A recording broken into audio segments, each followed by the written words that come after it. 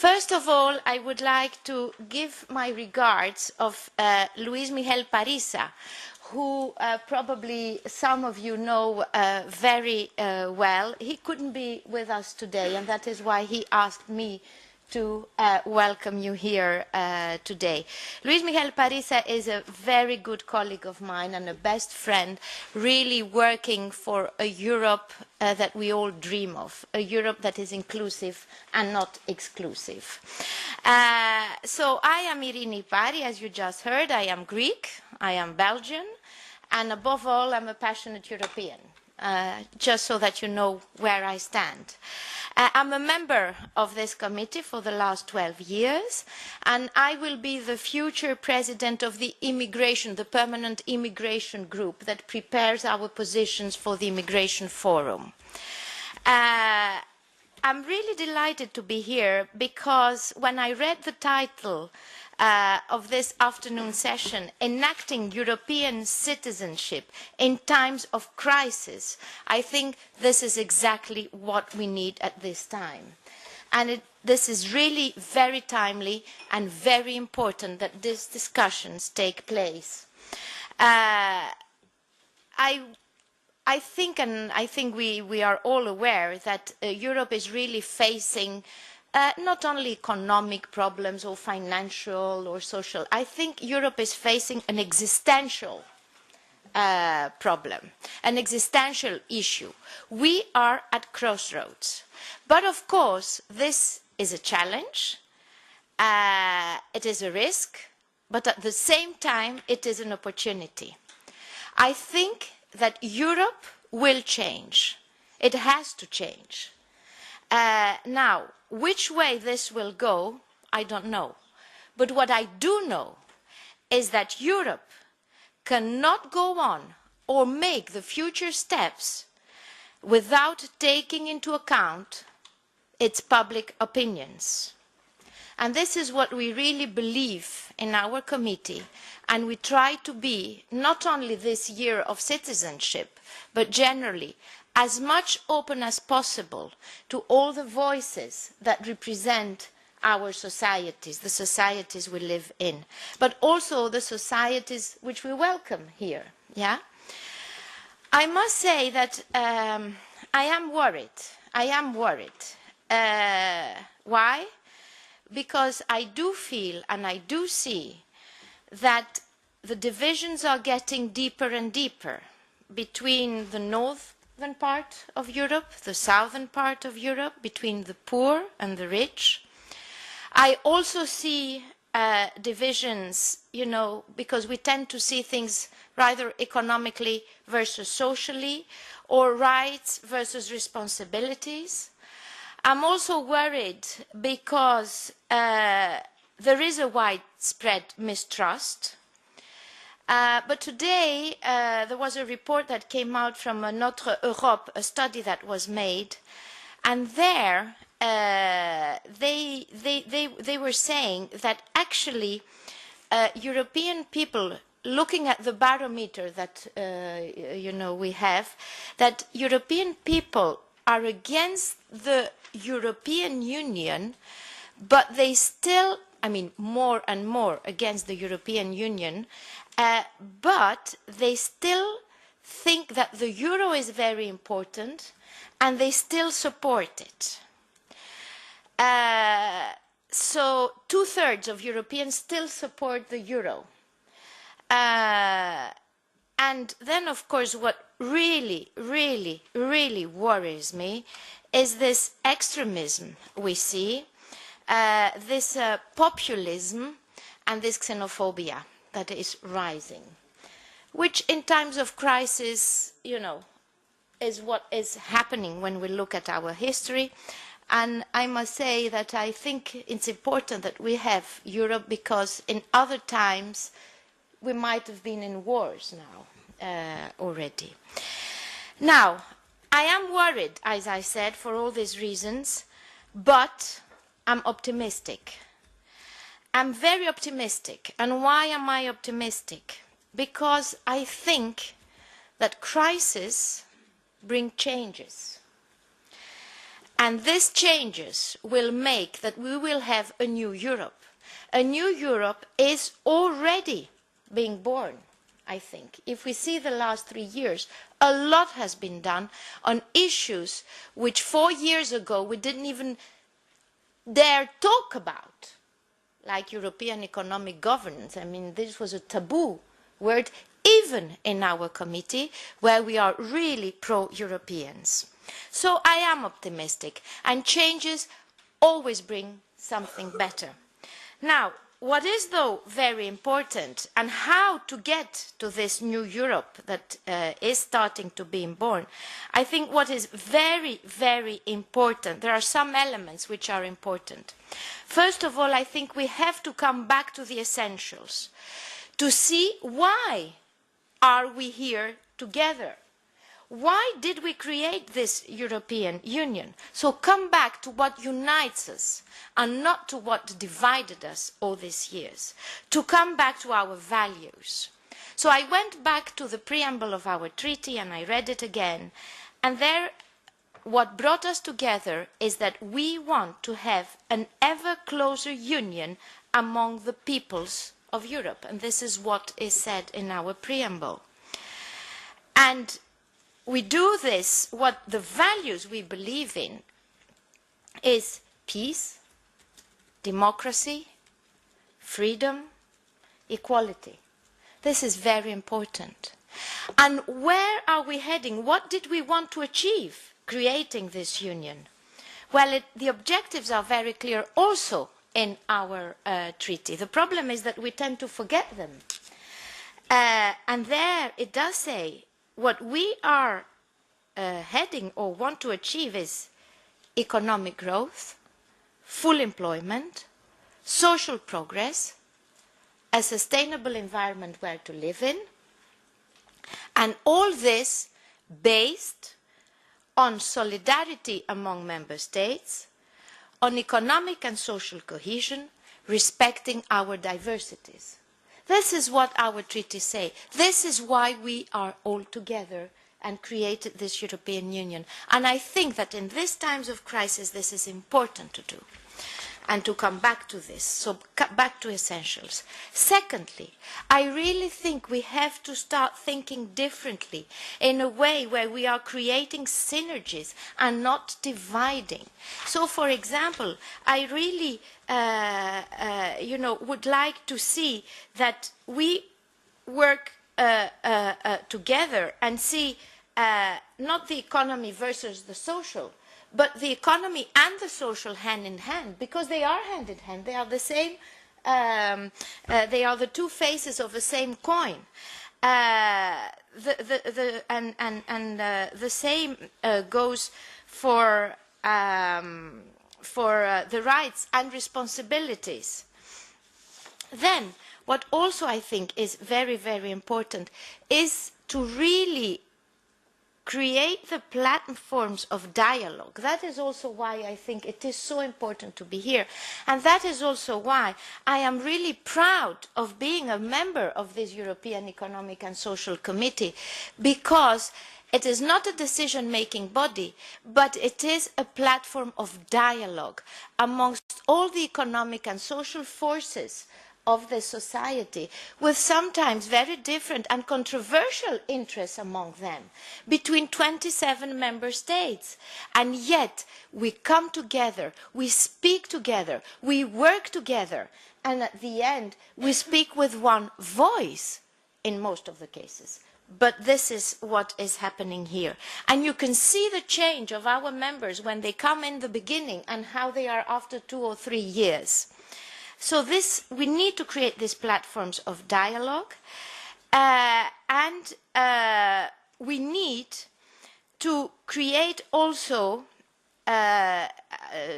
these platforms of dialogue, I think, are also very important, because we need to give the platform for people to say what they think, what they believe. And in our committee during this citizenship year, we are really doing a lot, I think, in opening up. I also see here my friend who was also in some on the day that we had on Your Europe 2013, and then another. We created an open space event here, and I don't know if you have seen this, but it is very important because here we gave the possibility to people that are not members of this committee, that maybe do not have always the way to speak to others, to be able to give out their ideas. And we were discussing about very interesting things which also touch upon what you will be discussing today, about the vulnerable and the voiceless. How do we give a voice to them? The cultural integration, the cost of non-Europe, transnational European elections, quality of life, what is it? Voting rights for all on all levels. And here we have a lot of measures that then we are getting inspired from our members in the proposals we are making to the decision-making bodies. So I think this is really important, and also give the sense that we belong into this construction, which is our construction, which is our Europe, because Europe, it's us. Then I think it's also very important to create inclusion and not exclusion. And here I really think about immigration. And I think here again I can be very proud, because the Immigration Forum, which gives a platform and a voice to the organizations that didn't have it up to now, to speak up and to say what they think. And I think this is really important, especially in these times of crisis. And actually the Immigration Forum will, in autumn, the issue we are discussing now is citizenship. So I will listen to you very carefully what you have to say on this issue. Then we need to create European awareness. This is really important. What Europe is and what Europe is not and cannot do. Because I do see from my contacts that people aspire too much from Europe. They expect everything from Europe. They expect growth coming from Europe. They expect a job coming from Europe. But Europe does not have the competences on all this. It is now taking some steps, but it does not have the competences in all of that. So one has to also create this European awareness. Then I think what is very also important is bring back stability. Not only financial stability, of course, but I think this is also important, but also political stability. With what I see is that we see less and less political stability, not only in the south of Europe, not only in my country, Greece, or in Italy, which we saw now, or in Belgium, which is again my country, which was here without a government for more than a year. But also we see it in the Netherlands, we see it in Finland, we see this all the time. So now we really, I think, have to see why is this happening. And I think one of the solutions to that is to reinforce the democratic process. This is really very important, and that is very close to our hearts. How to close the gap between the EU decision-making and its people. And there, I must say, I'm again proud to say that in our committee, for the last 12 years that I'm here, we are talking not only of representative democracy, but also of participative democracy. And this brings me to an end, and really let me say that what is participatory democracy? It is exactly involving, engaging, and enacting, if I may say, European citizenship. So thank you very much, and thank you for being here with us. Thank you. Well, thanks very much for that introductory remarks, and very helpful for framing what I want to say. I wanted to address the issue of the relationship between, or the tension between, two conceptions of citizenship. One is active citizenship and the other one is activist.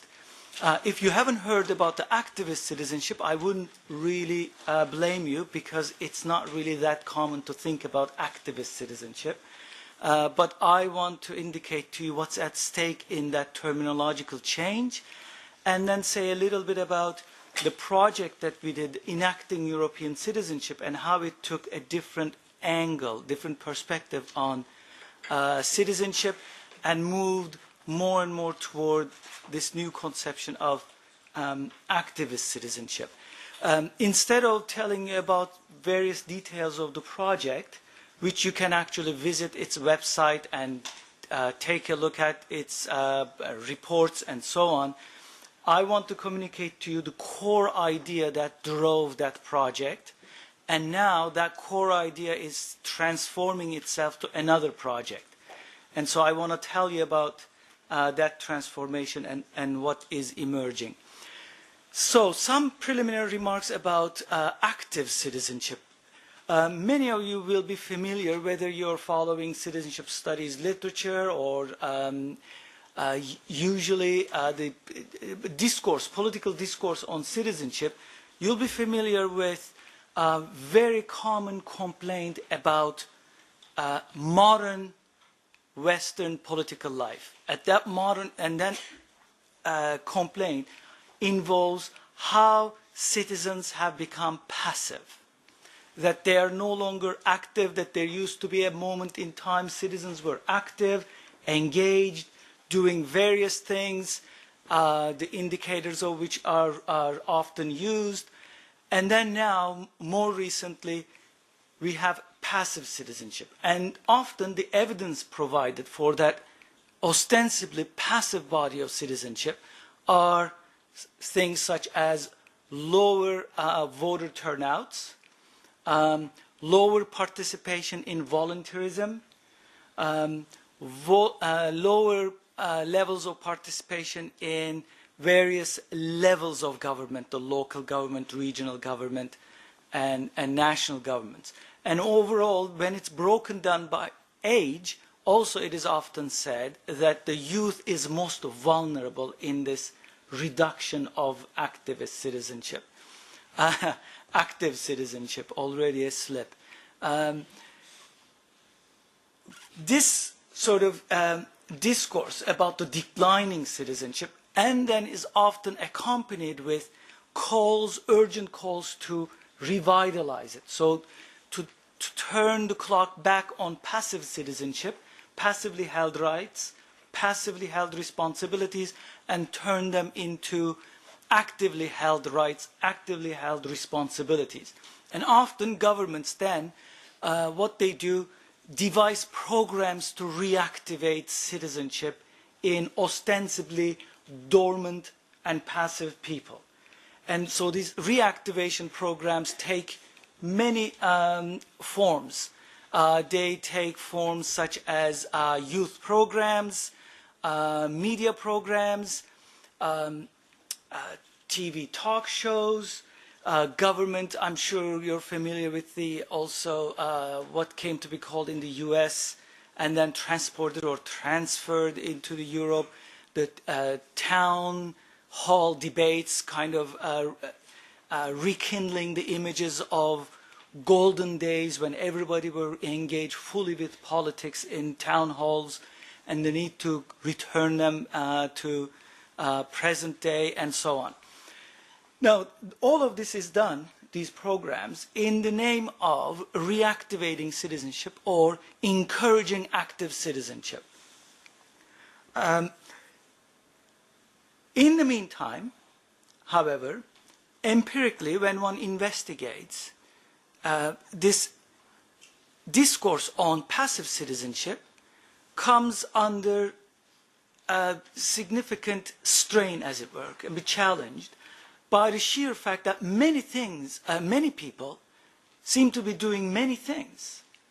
And yet these many things enacted by or practiced by many people don't seem to make it into radar of citizenship. So it's not a question of a political body having turned dormant and then needs to be activated, but what conceptual apparatus we actually look at the practices of people to indicate who is engaged in citizenship practices and who is not. A case in point in terms of these active citizenship programs, the more that these programs are enacted, either at the member state level, but a European Union also has been doing this. This kind of talk has been prevalent in the European Union as well. How do we engage? I think Irina put it very nicely. You said that the gap between people and the way in which decisions are made in the European Union, how to close this gap. And how, in response to that question, often, again, reactivating citizenship kinds of programs are introduced. How do we carry the message to people? How do we engage them? How do we deliberate with them? And so on. Now, in all of this, my interpretation has been the term active citizenship actually has been governmentalized. Those of you who are familiar with the literature on governmentality, you will know that there is a strong tradition in political thought and practice where subjects are incorporated into their own government by being addressed as active members, active agents of their own making. But this of their own making process is also conditioned by terms in which it's given to them. So it is not as though freedom is unlimited. It's not as though freedom is non-restricted, but it happens under and through governmental terms. Governmentalization of citizenship meant that people have been invited to take up positions of active citizenship that's already created, that's already understood, or what I call already recognized repertoires of action. In other words, the repertoires of action have been determined as to what constitutes citizenship, and it's a question of inviting people to take up those repertoires. In my view, this is not a creative approach. It also undermines possible creative performative elements of citizenship, as well as putting blinkers on, ignoring, neglecting, and in fact blocking a variety of creative performative forms of citizenship that are already taking place. So there is here a creative question to ask. If in fact active citizenship has been governmentalized, incorporated into a regime of government, and the creative possibilities, performative possibilities of citizenship have been either blocked or ignored, the political question becomes, where are those possibilities being enacted? Analytical question becomes, how do we recognize them? Analytical meaning those who study citizenship, what tools we are going to develop to be able to enable us to recognize citizenship is being performatively and creatively brought into being, and yet we are not registering them. The project was, in a sense, addressing that. So just to give you examples, one would not think, or at least at that time would not have thought, that Kurdish citizens of Turkey would be taking their case to European Court of Human Rights and making claims both on the European sphere of citizenship as well as on Turkish Republican citizenship being considered as an act of citizenship. In other words, Kurds were enacting themselves as European citizens, and yet we really didn't have the vocabulary to recognize that. Similarly, we've done various studies on sex workers, the Roma, and you will hear some of that work later today. So the core idea of the project then was really how do we understand creative and performative potential and possibilities of citizenship that are being already enacted without lapsing into a discourse of lament and discourse of something being lost, but actively recognizing. It's in recognition of that, I've come to the conclusion that continuing to use the term active citizenship was not really communicating that idea clearly. And therefore, I have suggested to concatenating or putting together two words that were circulating separately, but staging them together. On the one hand, of course, what I have in mind when I say that performatively enacted politics, we have a veritable and very strong tradition in Europe. It's as lively as ever, if not more, activism. There's human rights activism, there is minority activism, there's political activism. There is no shortage of various domains in which young and not so young people are actually conducting themselves as activists.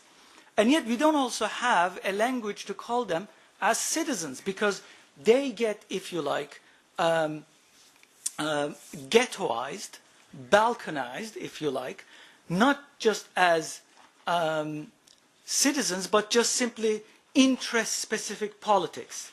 If someone is doing, for example, if someone is advocating Roma people through legal knowledge, that's called someone who is working in minority issues and as an advocate, or this or that, but not a citizen activist who is actually in the field. That person may not be voting, that person may not be involved in voluntary associations, that person may not be appearing in any of the local, regional, and national assemblies. In other words, that person, that activist, may not be engaged or enacting already existing repertoires of action that are recognized as citizenship, and yet this is no grounds, by no means grounds, to eliminate that from the language of citizenship is the underlying idea. Therefore, to name it, to label it as activist citizenship became a significant shift in the vocabulary.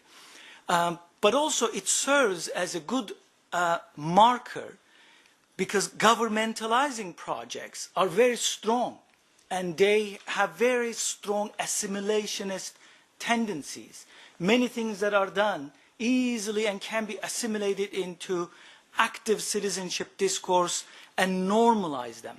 Whereas it was important to latch onto a language that would at least indicate and register a resistance to it. No, this is not active citizenship, but perhaps considered as activist citizenship, and raising a question mark in those who are perceiving this.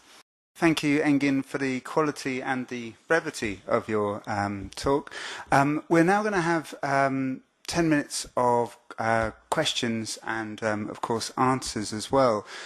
So I'd like to open the floor up. Any questions for Engin? Yes, gentleman at the back. Yes, hello, my name is Hans Mund. I'm the founder of the platform Citizen E. And my question to you is more related to the fact that I say that until 2007 we did not really have any kind of a European Union in reality. It was an abstract idea which most of us shared, I guess, and especially the elder generation knew about, which was working here. But now for the first time people actually start to realize what the European Union means and not just what the abstract term sounds like. So talking about citizenship, activist citizens, what do you think is a way to mobilize people who are right now realizing that they have a responsibility towards other people of whom they were taught for generations that they are minimum the others, if not the enemies? How do we motivate people to participate in the European Union, in Europe, on a societal basis that there is an outcome which is not negative? Because to all what we are doing, it might happen that the next European Parliament elections might be a complete disaster, not by turnout, which might be even higher than it was, which would be nice, but by the political parties which are in the European Parliament, which is something most of us don't want. So what do we do? What do you think would be a possible way to go? Thank you.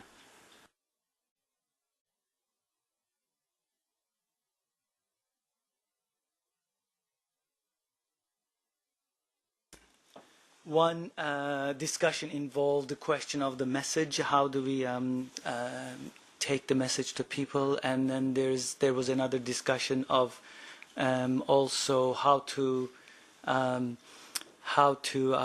reach people, and then Rosie's comment about doing, which I want to go back to. I mean, a short answer to that question, making it simple and saying there is only one way I know is by doing, and recognizing those who are doing citizenship. And beyond that, how to mobilize people is, to me, a rather abstract question, coming from someone who rather, thinks and speaks abstractly and happy with theorizing. That might come as a surprise, but I really do think that, how to mobilize people is too abstract, because if you're approaching it from the angle I'm approaching it, to me, people are already mobilized. There's so many people doing so many things, but we don't have ways of recognizing them at one level, and especially established order, or in the plural, let's say, established orders of perception, established orders of classification and categorization, does not recognize them as people doing something. And not only that, because of that recognition is absent, it criminalizes them. I can give you so many examples. For example, in the UK, squatting and occupying has been criminalized for good reasons, because governments are actually afraid of activist citizens. They would rather talk about active citizens who are going to act in ways that they actually prescribe. That's what I mean by governmentalization. They are afraid of acts. They are scared of actually people non-violently disrupting existing orders and existing ways of doing things.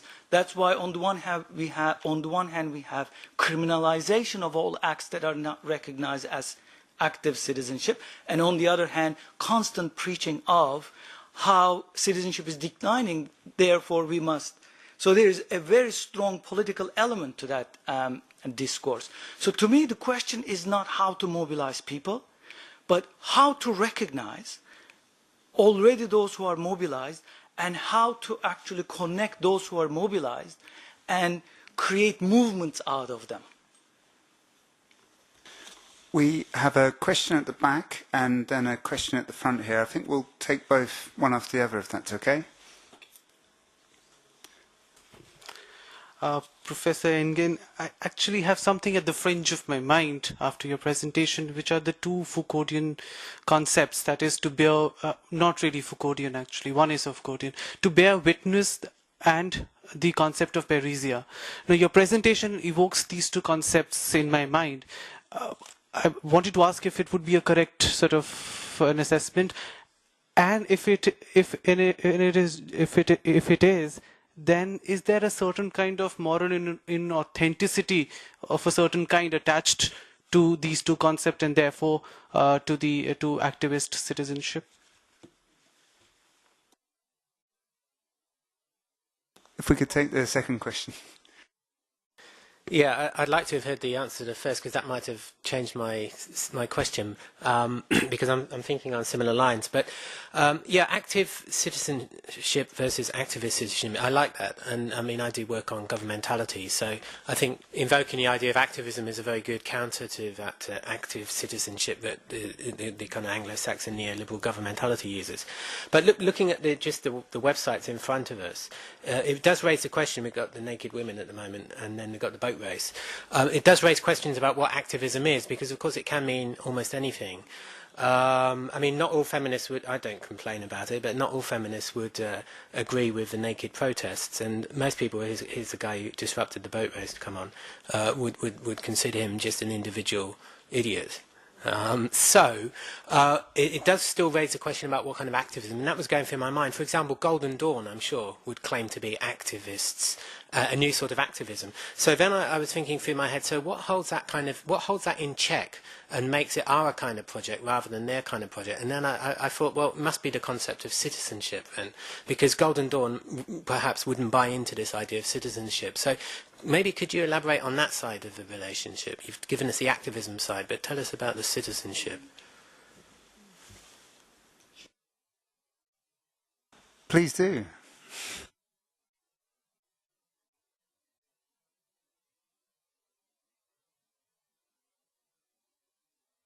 Take longer time. I don't know if we don't have that much time. I feel like Jack is watching me from. Bearing witness is a really central idea in here. Also shifting the position of the analyst, as it were, shifting the position of those who study. So rather than here a question of producing a truth about an object and then seeing oneself as almost an evangelist to communicate that truth to the masses is the model with which we are familiar. And maybe that's also the model that undergirds Rossi's complaints about both left and the right, because those are very prevalent. Having reached the truth is a question of bearing witness is a different subject position of production of knowledge. It starts with the notion that knowledge is already produced by those actors who are active in the field, and it's a question of putting oneself in a subject position of a translator or mediator, and in solidarity with the acts that one is investigating, but not always. So bearing witness is a significant aspect of that. Parrhesia, the courage of truth, as it were, is also relevant to that. Although I think in Parrhesia, perhaps the focus shifts not so much to the analyst, but the actors themselves. Because acting in public space requires considerable courage. Yes, Trenton may be considered by the established order as a weird individual. Why would you just swim in the muddy Thames to make a point? And what is the point after all? Isn't there, in fact, if you read the whole act, it really indicates in many ways, because I latched onto the judgment. The judge gave a very lengthy and elaborate theorizing about what does it mean to act. And the judge says, this is not a way to act. This is not acceptable, because it goes beyond the means of accepted civilized society. Of course, I feel like I wish I was in the court and I could say, by whom? Right? Who decides? That's a significant aspect of Parrhesia, of speaking the courage. Now, I think the question you're asking about, but how do we differentiate between Golden Dawn, like a fascist, because neo-Nazis can also act. Acts are not limited to good people. It really is a disruptive element is built into the very human condition. Then the question becomes, from the point of view of those who are doing the analysis, to make that ethical judgment, to make that ethical judgment about where does the analyst think this act reside as a subject. So you can say, and the citizenship here is really significant. You can articulate normative elements of citizenship, what it means to be a citizen. For example, rights of others, the necessity of relating to others, respecting the rights of others as one negotiating the rights that one thinks belongs to himself or herself.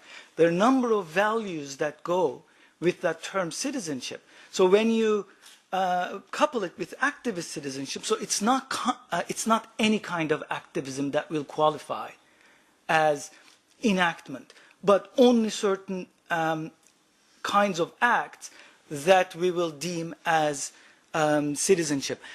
Now, that still doesn't solve the other problem that you have identified, and I'm going to quickly stop after that. It doesn't solve the issue of what happens when we have a disagreement amongst ourselves. Some of us are not going to agree with either Pussy Riot or Femen and the way in which they chose their tactics. And some will think that, well, contextually we have to understand what is it about these tactics that made them effective. Effective tactics or their effectivity are not translatable easily. In one context, a tactic that will be disruptive will have no consequence whatsoever in another context, and vice versa. In one context, what appears to be quite sterile thing to do will have a very deep disruptive effect in another. So in a way, it's also a decision that not only analysts that have to make, but actors constantly make, what kind of disruption to cause. When you think along those lines, the decisions that Femen and Pussy Rights have made should be interpreted in that context, the element of disruption. Now that element of disruption may not hold true in London. It may not hold true in Paris. That is also up to the actors to decide and analysts to weigh against which ones that actually end up being having citizenship effects, if you like. Engin's timekeeping has been absolutely perfect, and I think for that and for his words, I think he deserves a round of applause. Thank you.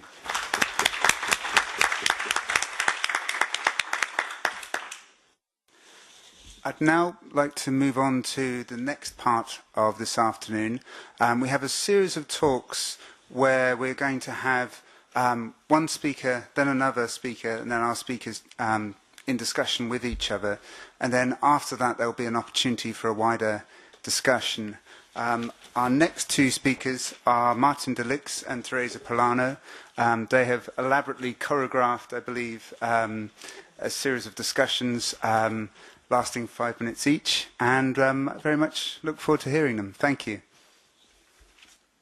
Yeah, so myself and Martin, we are going to make a dialogue, and we are going to present to you a common hypothesis we have on European citizenship in the form of a dialogue.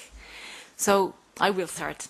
Since its formal establishment in 1992, European citizenship as a membership status detached from nationality has been regarded as a promise of a democracy to come. So the Maastricht Treaty has had the function of basically a performative act establishing a sort of new temporality, a temporality which is both a European one and a temporality that establishes an horizon which is always to come, which is always in the future and closely connected to democracy. And of course, it's not by chance if this performative act has taken place in 1992. It was a response. It was just after 1989.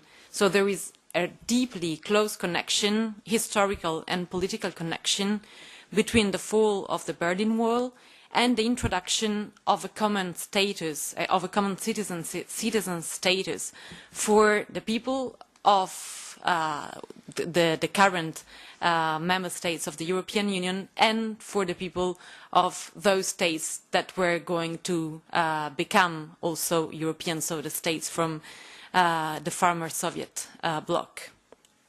So the Maastricht Treaty was a self-proclaimed further step towards the accomplishment of a more integrated, more democratic and larger union.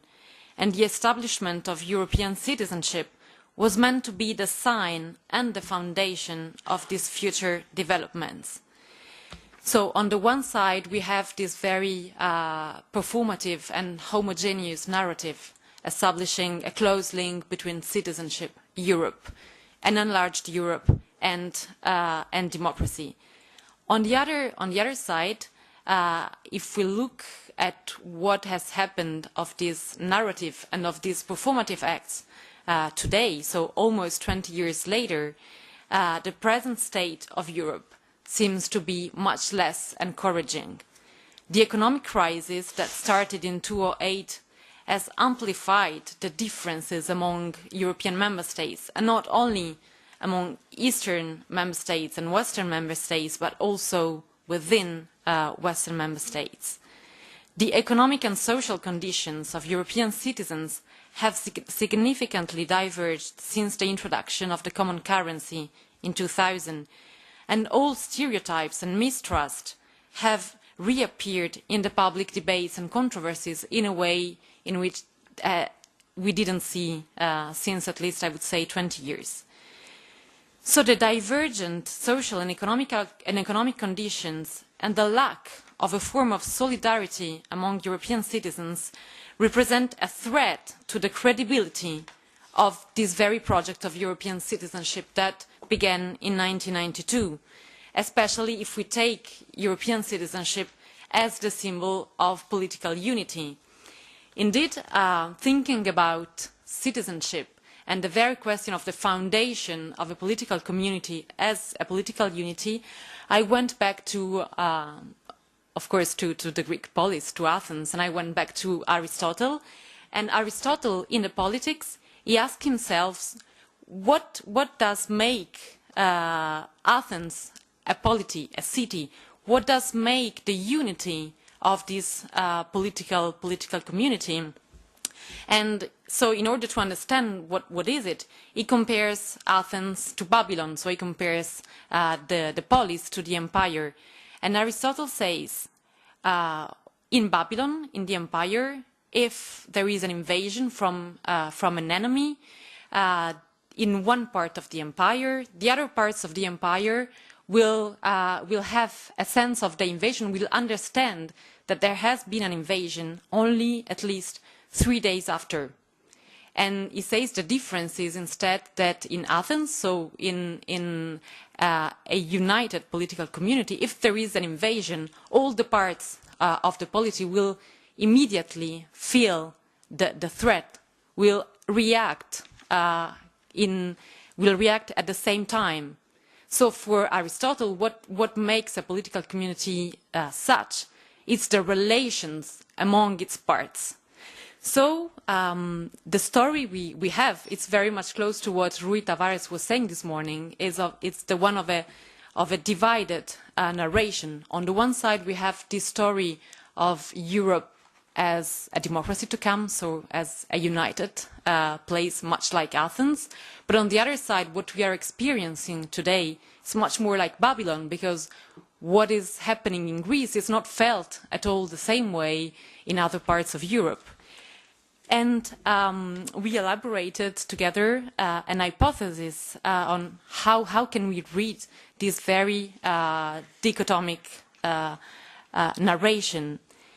So we would say that there is a complex entanglement between unity on the one side and the construction of a unity through citizenship, but on the other side, the construction as well of a differentiation within, not only among European citizens and what is defined as third country nationals or non-Europeans or migrants, but at the same time, what we are witnessing is a common process of differentiation that involves migrants, both legal and illegal migrants, but at the same time it involves also European citizens, and it involves also national citizens.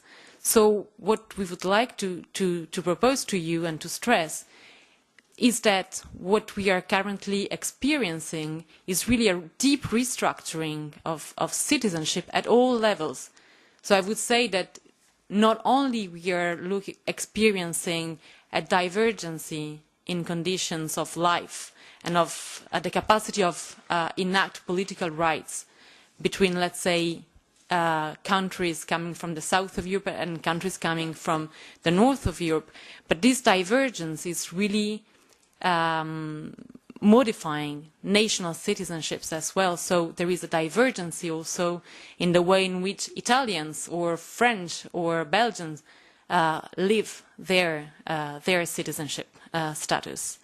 And of course, the modification and the restructuring of the very form of citizenship and of the way in which citizenship is linked to the form of the political community, acting as their relation among the part of the political community, is closely connected to democracy. Because if we have a change in the relations among the part of the political community, then we also need to be able to have the tools, both practical and conceptual tools, in order to address this very change in the quality of the relationships among the parts of the political community and within political subjectivity itself. And on that I will pass the word to Martin. Thank you very much. Thank you very much. Yeah, when we designed this dialogue, we proceeded to a division of labor, and I've been asked not so much to have an academic discourse, but rather an activist discourse, and to share my experience as an activist alongside the irregular migrants. And I'm really happy, but it explains a bit the informal aspect of my speech. So my apologies for that. But as Teresa was saying, and we'll develop through an example in a moment, European citizenship is a very paradoxical political construction, not to say weird thing. Its latent political effects often seem to contradict its official goals. While it claims to homogenize the citizenship status by bringing it to a new scale, it remains determined by some specific national belongings. As a consequence, inequalities associated with the lack of citizenship status are now being spread at the European level, even though its attribution depends on the national level. Well, this discussion might seem very theoretical, but I would like to show you quickly that citizenship can effectively be used as a tool to differentiate people rather than to give them an equal and homogeneous status. And I would like to show this not so much as an academic, but as an activist.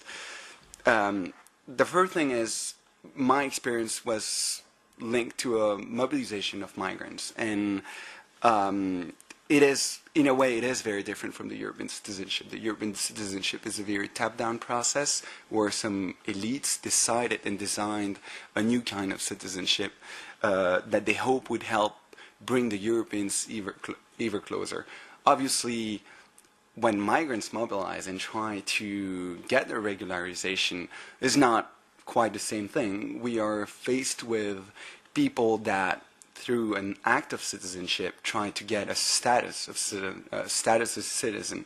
So it's not the same thing, but we wanted to argue, both Teresa and I, that in a way it can work as a sort of difference machine. It can distinguish a bit between populations. And that's what I like to show with my small narrative. In 2008, 2009, if I'm not wrong, when I was still a student, which is not so long ago, a group of about 600 irregular migrants came to occupy a disaffected building in my university.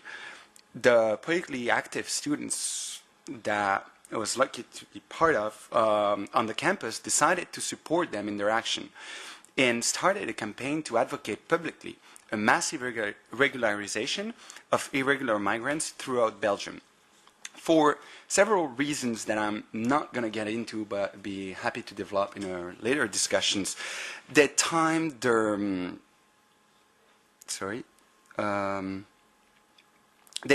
action perfectly. Not only did they get an extensive media coverage, but the word spread very quickly that the government would actually consider their demand if the public opinion could be swung in that direction. This was enough for new occupations to mushroom all around Belgium. And as the lonely action became a nationwide social movement, the government had no other option than to respond to it. And this is what I would like to focus on. When the government response came, it was carefully designed. Yes, there would be a massive regularization, but not every irregular migrant would obtain the citizenship status. In order to get their official papers, the migrants had to fulfill at least one of those three conditions. They had to have either a regular job in Belgium, or they had to be able to prove that they had been living in Belgium for 5 years in a row, or they had to be able to show that they had strong links to their local community, which mostly meant that their kids were going to school, they could speak one of our many national languages, and things like that. But here it's not so much a criteria that matter than the way they work. Those conditions had, according to me, two obvious purposes. First, they meant symbolically that Belgium did not fully open its doors. Belgium only carefully accepted in the most productive and or the most integrated migrants, but it certainly did not offer an unconditional welcome to every newcomer. Second, it had the almost explicit function to sort out the politically active migrants from the others, and to grant specifically to those a citizenship status. This logic of personal selection quickly proved to be effective. It disembodied the social movement.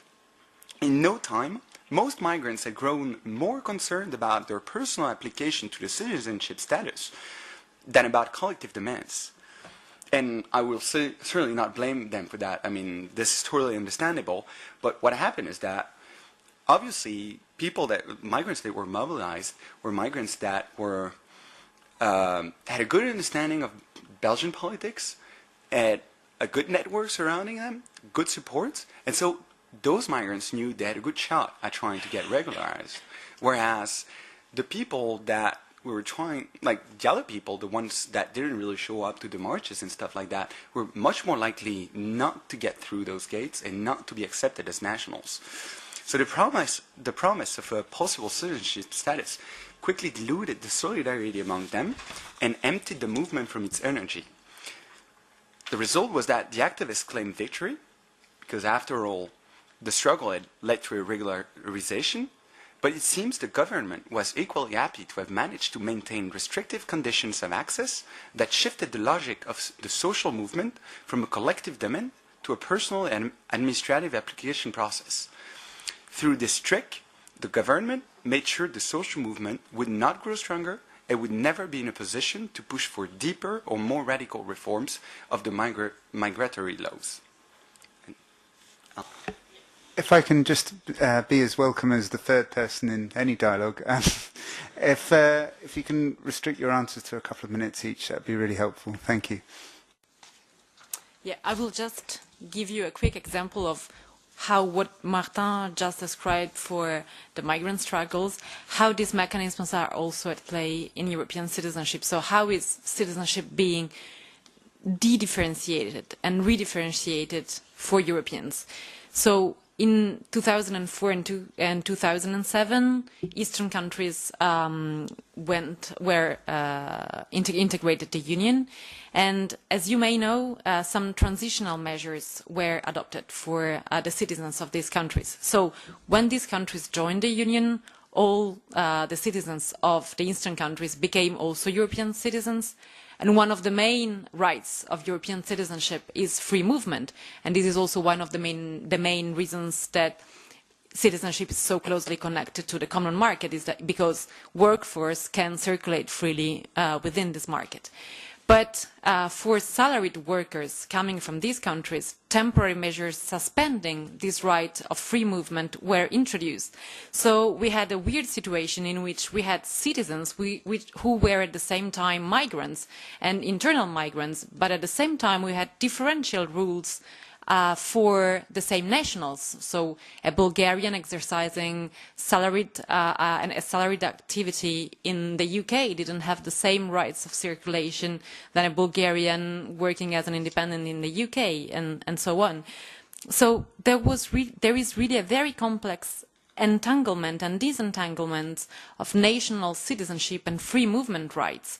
And what I want to say is that this disentanglement of rights is shaping a restructured space, both at the national and at the European level, a space of circulation, but also a space of political subjectivity.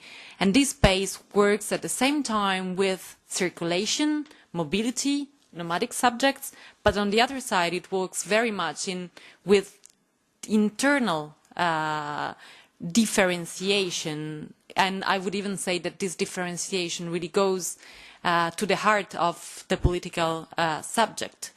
And well, I will stop here. I wanted to say something about capital relations and this process of differentiations, but maybe this can be done during the discussion. So I will. So, yeah. Okay, I got it. So, as a conclusion, we'd just like to say that it was not our intention to give to this dialogue an exclusively critical tone. Citizenship might act as a difference machine. It might sort out individual, but it doesn't mean that any kind of difference is equivalent to inequality, and that the differences cannot be embraced. And once again, I'll speak from my experience. In the social movement with the irregular migrants, a question quickly arose. What should we do inside the social movement about the distinction between the citizens and the non-citizens, between the what we call the papier and the sans-papier. Should we just ignore it? Should we accommodate it? Should we come up with a solution for it? And this was not, I should point out, not so much a theoretical question as a practical one. We had had a couple of rough encounters with the police during some of our demonstrations and had to make sure that irregular migrants that could potentially be sent to retention centers were protected in those cases. It was also a question of representation. Who could speak for who? Could a guy with paper talk for someone that was living without, for example? And so we had all those questions going on in the social movement, and the solution we came up with implied to acknowledge that difference rather than swipe it under the carpet. We decided that there would be two coordinated groups, one for the citizens and the other for the migrants. This had two objectives. First, it allowed the citizens supporting the cause to have a slightly different agenda from the one promoted by the migrants. The students had a platform made of sort of utopian demands, while the migrants were much more pragmatical and came forward with like realistic demands. And this allowed us, if you wish, to like play the good cop and the bad cop during the negotiations, which eventually proved to be quite effective. Second, it was an efficient way to avoid citizens speaking in the name of the migrants and depriving them from the voice and avoiding to silence those migrants. And so my not so conclusive conclusion would be that differences, although they have an uncomfortable relationship with citizenship, should be a side of struggles rather than to be equated with an inequality to condemn. Thank you very much.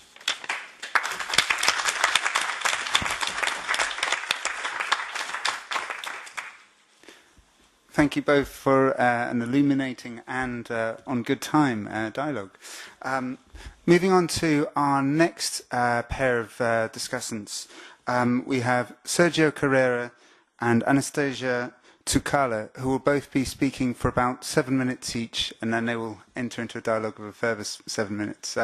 Sorry to kind of ruin the sense of spontaneity with the times, but thank you. Thank you very much. In this discussion session, we want to come back to the question of who are we talking about. We are experiencing, the European Year of the Citizen. Who is this citizen? And is indeed legal status, the status of the person, really determinant at times of defining who is and who is not a European citizen? Clearly, the European institutions seem to know who are they talking about, or at least they tell us that they know who they are talking about. And this category of people also appear to exclude the non-Europeans. Very calmly and very kindly, they say non-Europeans fall outside the citizenry. In my input today, I would like actually to challenge that assumption, and looking at the question of status and rights as a way for the individual to enact citizenship, to basically perform acts of citizenship, because those statuses and rights already provide venues for challenging and reframing who is a citizen. I mean, now I think that the commonly held opinion is this derivative thinking. You are a European citizen if you hold the nationality of an EU member state, and non-Europeans are excluded. Well, this is not true. If you really look at European Union law and the current legislative framework which we have at the moment, already non-Europeans have citizenship, rights and freedoms. And national governments' margin of maneuver and discretion, we are seeing a tendency across several governments in Europe to getting too easily into restricting rights, restricting freedoms, restricting citizenship claims and acts, etc. Well, their hands are already now tied, and it is important perhaps to highlight the ways in which the detail, in this case the law, may be actually important in terms of reflecting about future citizenships. So who are those citizens? I mean, is it really the case that non-Europeans are excluded?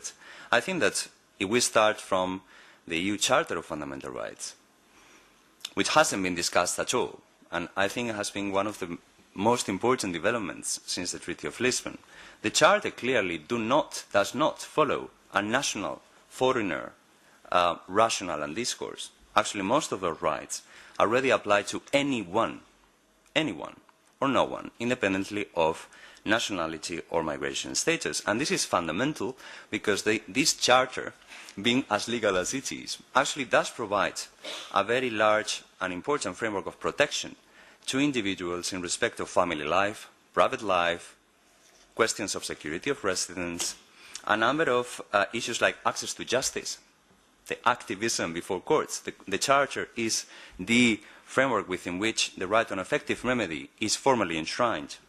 And this all applied to anyone, independently of citizenship. European citizen and migration law as well, you have a logic there, which is still present. It is decisive, it is discriminatory. Migration law by definition is discriminatory. But there is a tendency at European Union level, there are some actors, there are some narratives which actually are calling to expand European citizenship freedoms to people not holding nationality of the member states. And we are seeing also in courts certain cases which reach, those few that reach Luxembourg. We are seeing in those judgments actually very interesting analogies being applied by the judges when interpreting freedoms of people. They do not care about the status. Being a citizen, being a non-citizen, it doesn't matter. There seems to be an assumption, by some people at least, in those institutions which do not regard nationality as a determining driving force. Interestingly also enough, when you look at the foreign affairs dimension of the European Union, you do have some international agreements, in the case of Turkey, but not only, cases like Tunisia, Algeria, Morocco, where certain citizenship freedoms and rights are being recognized already to nationals of those countries in what respect employment, social benefits, social security, and so on. Yet again, national governments are trying to restrict those citizenship freedoms of those people in ways which are incompatible with the commonly and the laws that they supposedly agreed. I think that it is interesting to look at the acts of citizenship before the judiciary as a mechanism to indeed ensure the citizenship angle of the act. And I also consider the role of so-called general principles, we give it the label of general principles of EU law, as a potentially interesting perspective to look at the reframing of citizenship in Europe. Clearly there, also the courts in Luxembourg, the Court of Justice of the European Union, has used these general principles as a way to interpret claims beyond, again, the foreigner and citizen divide. Questions of legal certainty, legitimate expectations is an interesting concept. What can we expect as citizens of our government? What can we expect from the law? What can we expect from the European Union? This is a principle enshrined in the EU legal system that courts are actually using quite actively as well at times of reframing claims of individuals. So clearly we are seeing that the connectivity between nationality and EU citizenship is being transformed, is dynamic, is something which goes beyond the exclusivity of the national and goes beyond the claims of certain national government officials about who is and who is not a citizen. The Court of Justice raised an interesting question. Will EU citizenship become indeed the fundamental status in the Union? I think this is an interesting question to look at.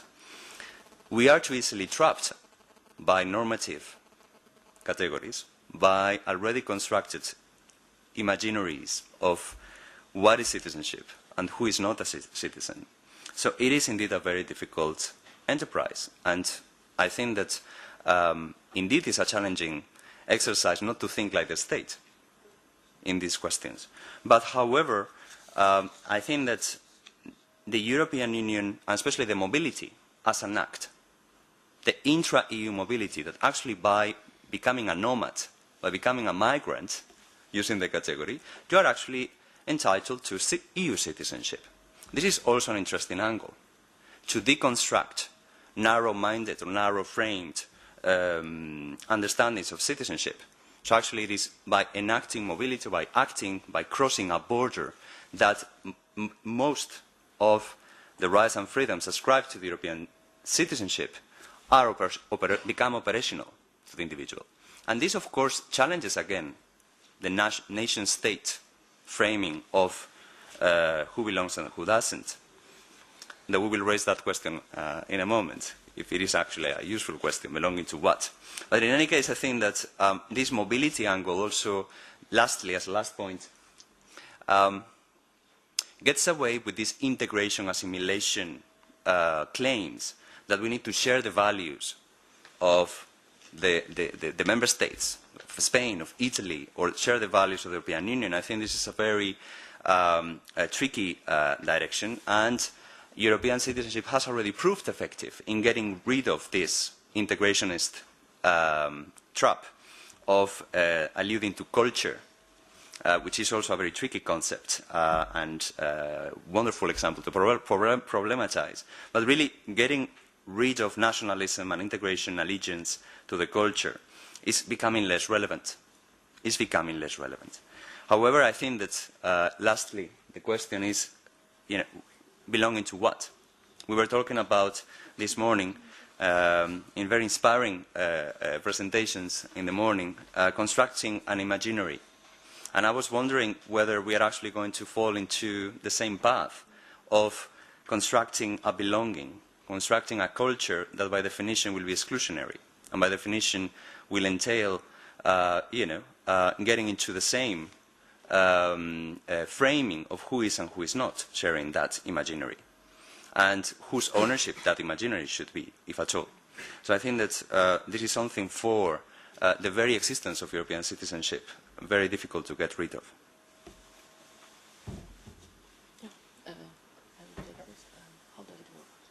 Okay, thank you. Yes. Sergio talked about constructing. Well, I will deconstruct because I love it. And to start with, when Sergio is talking about who is entitled to have fully or partly access to certain rights in an EU country related to citizenship, I would rather question having access to what? To what precisely? What are we talking about? I mean, what is left from the concept of citizenship when the state is eroding citizenship in a twofold way for its own citizens? I will not speak about foreigners, migrants, or whatever.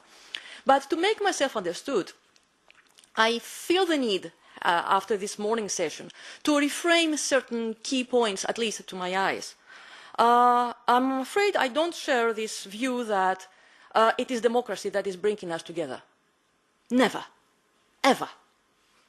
What brought us together in the 50s was money. And we call it, bluntly, market. We were not ashamed of saying common market. We never said common assembly, as far as I can remember. What brought us together in the early 90s was power. I'm old enough to remember that the problem at the day was called US hegemony. Good Lord, what can we do to counter this hegemony? We as Europeans. What if we come together? In other words, we have money and power.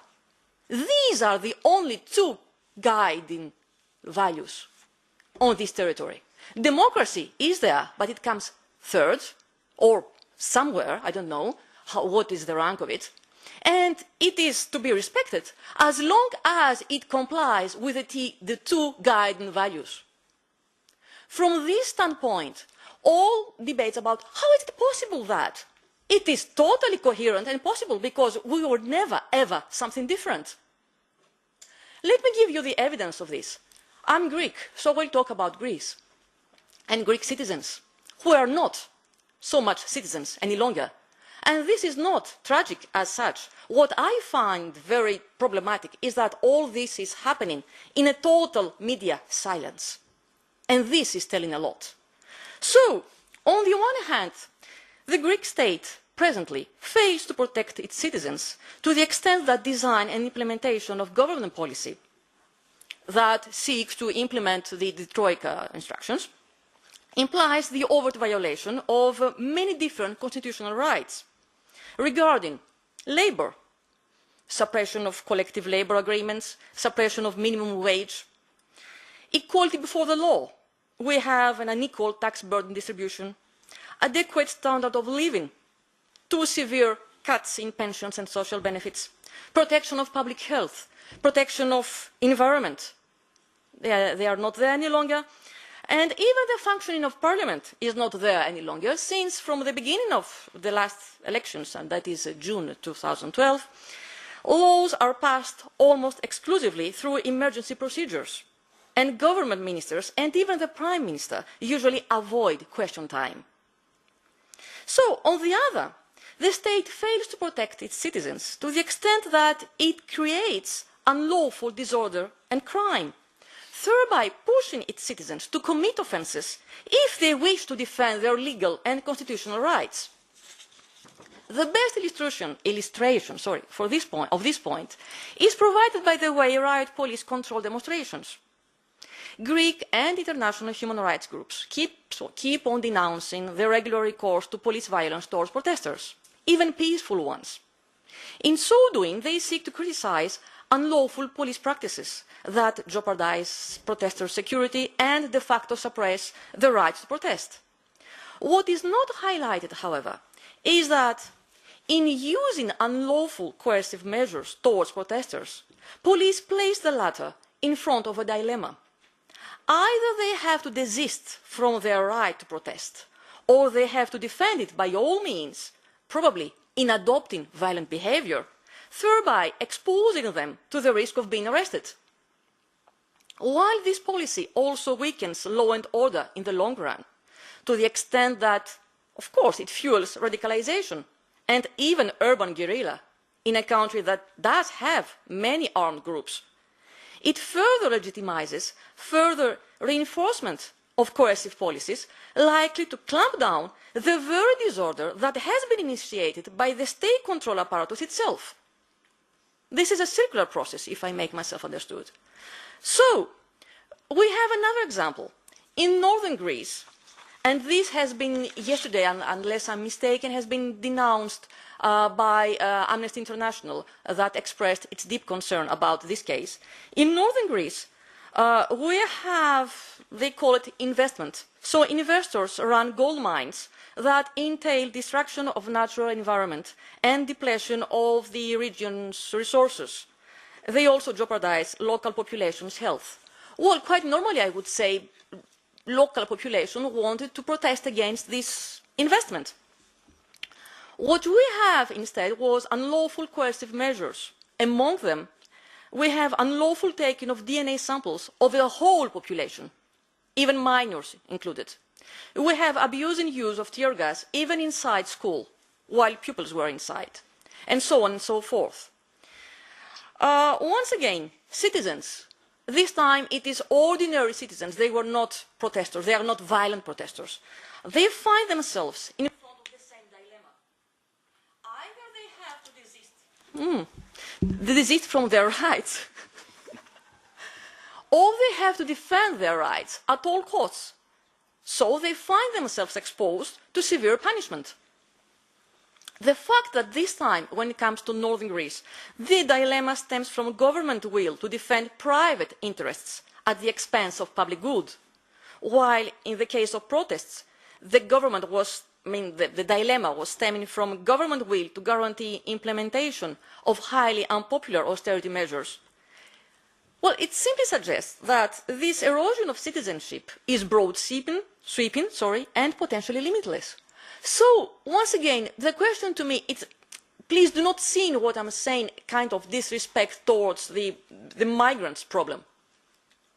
But while I look at migrants and say, yes, you should be entitled to, and then I look to EU citizens and I say, what is left from what we want to sell you or promise you? Is there much left? Yes, of course, as long as, once again, it doesn't counter power and money.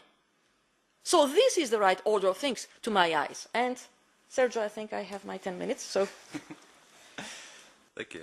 I think it's very clear to me that the legal constructs of citizen and foreigner are incapable of capturing what is really going on at the moment in terms of practices and policies. I mean, you were alluding to the economic-driven, interest indeed. I mean, citizenship of the Union was at the in its first steps market oriented, and the big lie at the moment is that we've moved beyond that. I mean, where we are seeing when looking at young Southern European people, individuals moving somewhere else in the European Union, is that there's still economics and money is the most relevant at times of exclusion. People facing exclusion, discrimination, racism. When some of our politicians and media talk about migration, I come back to the lie. I mean, those migrants are actually indeed EU citizens. The legal construct of EU citizenship doesn't work either, because in the discourses people are framed as non-Europeans when they are actually entitled, formally, one will think or hope, to European citizenship rights. So there is a reframing, a constant, I think, reframing of both of the national levels and European levels and instances. Clearly, for these youth moving, the question of being a burden to the social welfare system seems to be a well enough or a well considered ground for expulsion and for exclusion, which, formally, I mean, you say that to any lawyer specialized in EU citizenship, and they will tell you this is completely unlawful. But it is happening. It is also happening. So I think that the economics behind the European contribution to citizenship cannot be neglected, and especially in current times where finances are so central, perhaps we are seeing them flourishing even more. Well, to come back to migrants, that when I will once again take Greece as a case study, because it's quite interesting, as a matter of fact. As everybody knows, I presume, we Greeks have many detention centers. I have seen some of them, and I think that the usual term, that substandard conditions, is too technical for me. They are inhuman. They are deplorable, these conditions. They are shameful. It's a disgrace. I don't know what's the term for it, but substandard, it means nothing. All right. My problem, if I may say so, is that these detention centers have been funded and are funding, receive funds from the EU Commission. Now, that raises a lot of questions. One of them is, how is it possible that the Commission keeps on funding these inhuman places? I don't have the reply. Also, I don't have the reply to the second question, which is even a bit more disturbing. This money, the return fund, is meant, formally speaking, if that makes sense in Brussels, formally speaking. Now, the return fund is only to be dispensed for expenses relating to detention centers holding returnees. But these centers, they hold asylum seekers. And the Commission knows it. And they don't care about it. Because it's a good thing for these people to be stopped there. And asylum seekers, who more often than not are not able even to submit their application, because it's not possible. Greek authorities simply do not accept it. So they can be detained there for 18 months. And they know it here. And they keep on sending money for them to be kept there. Now, this is totally illegal, I should say. And then, once again, who cares? They come from Syria. Well, they are fake refugees, we are being told. Very few of them are being recognized because, of course, this peaceful country, as everybody knows. So, once again, I raise the question, I have no reply. It's just to, when we leave this room, to have a clearer idea of what we have been talking about. If I can cut the dialogue a little short, but hopefully expand it. Before opening up to general questions, I'd like to thank you both for your talks. Thank you.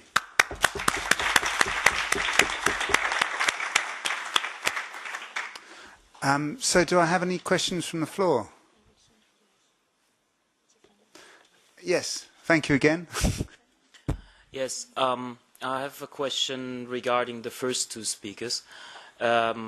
Since I understand that migration in itself is always a political issue which is raising awareness, and which can raise awareness really easily between citizens and activist citizens, so to say.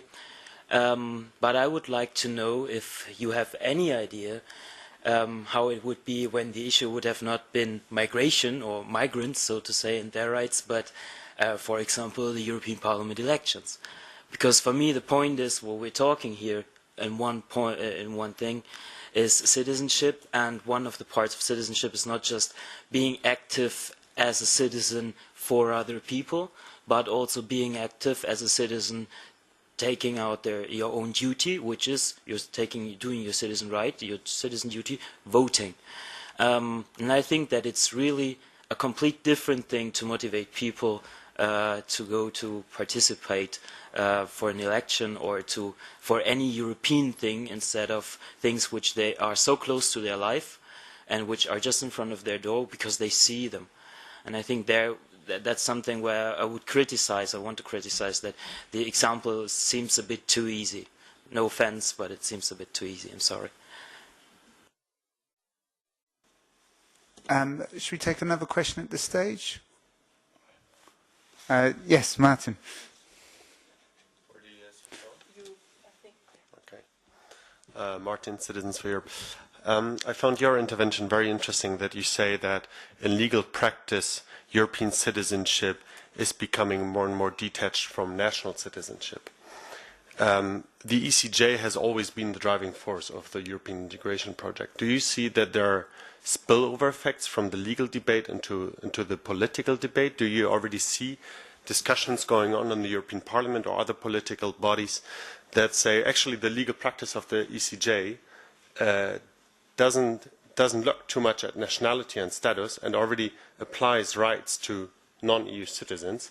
And can we hope for a political spillover effect that in the next treaty change that is surely going to come, it just says citizen status to a third country national that already have today third country national status after 5 years? If we'll take one more question, and then that gives you a little time to prepare, and then we can have the answers. So is there one more question? Yes. I have a question about this notion of recognition of acts of citizenship or activist citizenship, and related to the two presentations that we just had. It seems that there are so many levels actually of recognition, of possible recognition. If the ECJ is already applying certain mechanisms of granting rights to those who are usually not recognized as citizens within national context, then means that they do recognize some forms of citizenship, at least, that are usually not recognized. And in Martin's case of the irregular migrants, there was an obvious recognition also of those people claiming their rights through occupation of the university. And in Teresa's case, for example, you also see the problematic of recognition of rights through market exchanges of people moving through actually taking their rights of citizenship, European citizenship. So I was just wondering whether you would comment on this idea of recognition that actually plays out on different levels. Thank you. 3 very full questions there. Martin, are you happy to answer?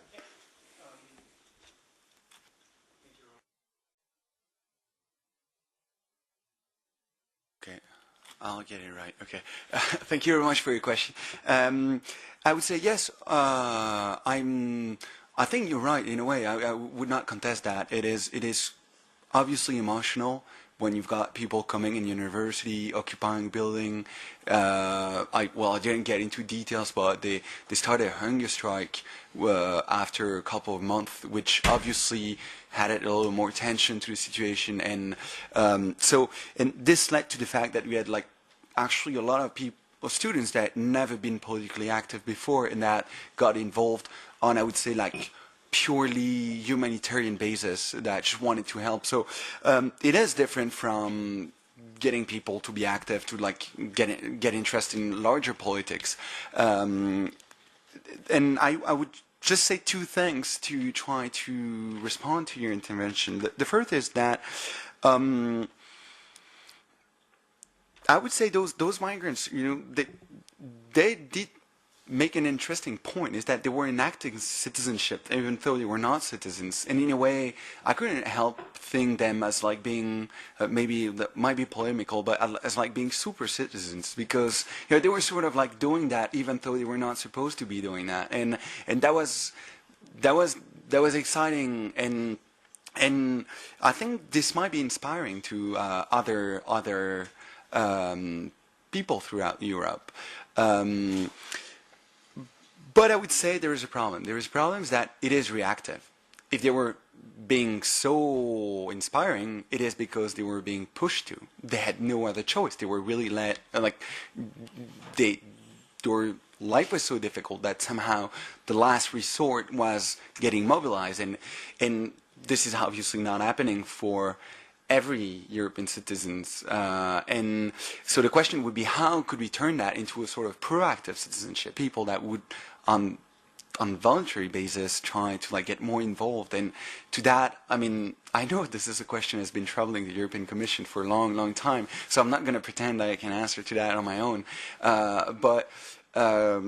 Yeah, and I would just like to stay on my case and to say that this was inspiring, and that there are lessons to be learned from there. But I don't want to sort of like extrapolate on that, because I would be afraid to say something stupid.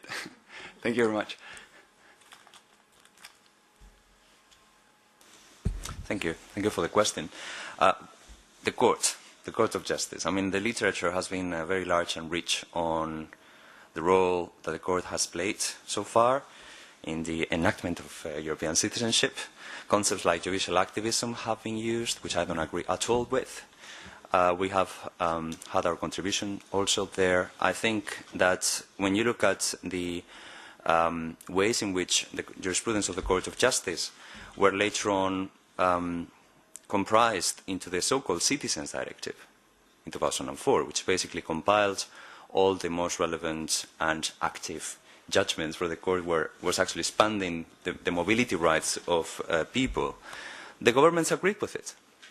In the adoption of 2004 Citizens Directive, the governments actually gave the green light to everything the Court had been doing since 1993 in the interpretation and sometimes expansion of certain freedoms and rights in the status of European citizenship, together with European institutions. So it was not only the Court being active, it was all the European institutions, including national governments, actually gave the green lights there. And I also, looking at, of course, the Court, we had some interviews with people working there, and they are aware of how much attention they are receiving, especially from certain national governments too, which are basically accusing the Court of doing too many things that they say they haven't agreed with when they have. And we had actually proposed the idea of, for the Court perhaps, especially in those cases dealing with questions of freedoms and rights of people, in situations falling within the frameworks of migration, asylum, border controls, all of which are of a very human rights sensitive nature, for the Court to look at the experience in Strasbourg with the third-party interventions, civil society groups and actors presenting knowledge, practical knowledge, stories, so-called evidence before the Court, and they have fed into some of the landmark judgments in Strasbourg about asylum and migration. And we were recommending the Court to do perhaps something in a similar line, because it will become increasingly subject to pressures. Why not perhaps by the next European Parliament, which may not necessarily agree with things that the Court, as an independent agent in the EU legal system, entrusted to ensure checks and balances and accountability of governance, is being given to. So perhaps this will be something for the Court to consider.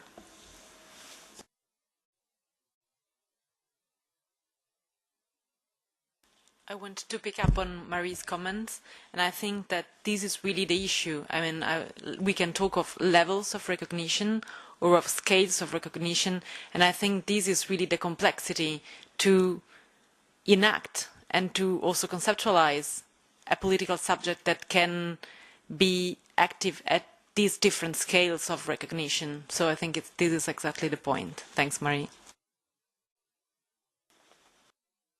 I'll take a few more questions, if there are any. Have one from Teresa. It's a comment on what Anastasia was saying. So, as I hope it was clear from our speech, I completely agree when you say that the problem is that we have a depletion of rights within European citizens. So Greece, it's a perfect example of that, as other examples.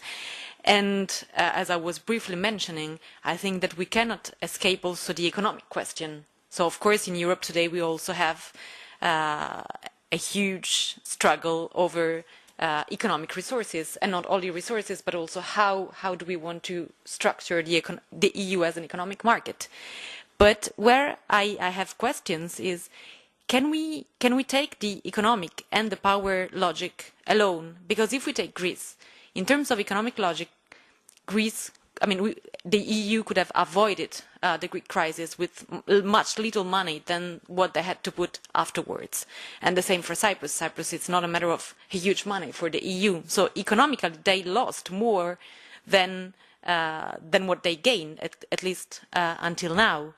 And in terms of power as well, the EU now is really in a difficult situation, especially with respect to international partners. So I really don't think that, even though these two logics are at play, to me the Greek case is really an example that we are witnessing a problem of political restructuring. And where it has to do with democracy, it's not with democracy in the naive or naive sense of the word, but with democracy in the sense of which kind of political community are we building. And where I disagree instead with you is when you say that market and power issues are at the origins of the European project. Because on that, I agree with Rosie, with what she was saying this morning, that the question of fascism, it's inevitable. It's really one of the roots of the EU issue. And of course, what I would say is the question of fascism is really present in Greece and all over Europe now. So this is why I say it's not only economic. Economic mismanagement is really leading to, let's say, I don't want to use big words, but in Italy, for example, right now we had different political leaders coming from the five-star movements of Grillo, coming from the former Monti governments, doing apologies of fascism without anybody saying a word about it. So to me, this is not only an economic or power issue, but it's deeply a democratic problem. So I wanted to hear your comments on that. Just take two more. Irene and Nicolo, did you want to speak? Yep. And thank you to the panel for having so many questions. Well, we have to thank Anastasia, who really, with her position, brought up some another point of view, which is, of course, then always interesting. And I'm glad I'm coming after Teresa, because I wanted, to ask Anastasia, if really what is important is only money and power, then why would the European Union accept Greece to become a member, and if it was not a democracy? And not only Greece, but also Spain and Portugal, which were really under dictatorships, and we lived that through our lives. So why would they, I don't think it was because of money that they would accept us at that point of view. And even I wanted to remind you that they accepted Greece 2 years before Spain and Portugal. There were some reasons there, and it was not money. But I don't know, how do you see it from your point of view on this? And also I wanted, I could also take another example. For example, Finland. Why did they accept to, they wanted to be a member of the euro if it was only because of money? I'm not sure. They had other problems, and you see that Sweden and Denmark is not a member of the euro. They don't want to join the euro. So I really think this European construction is not just money and power. And finally, also, I wanted to remind Anastasia that Greece has been condemned for some of its practices in the asylum centers.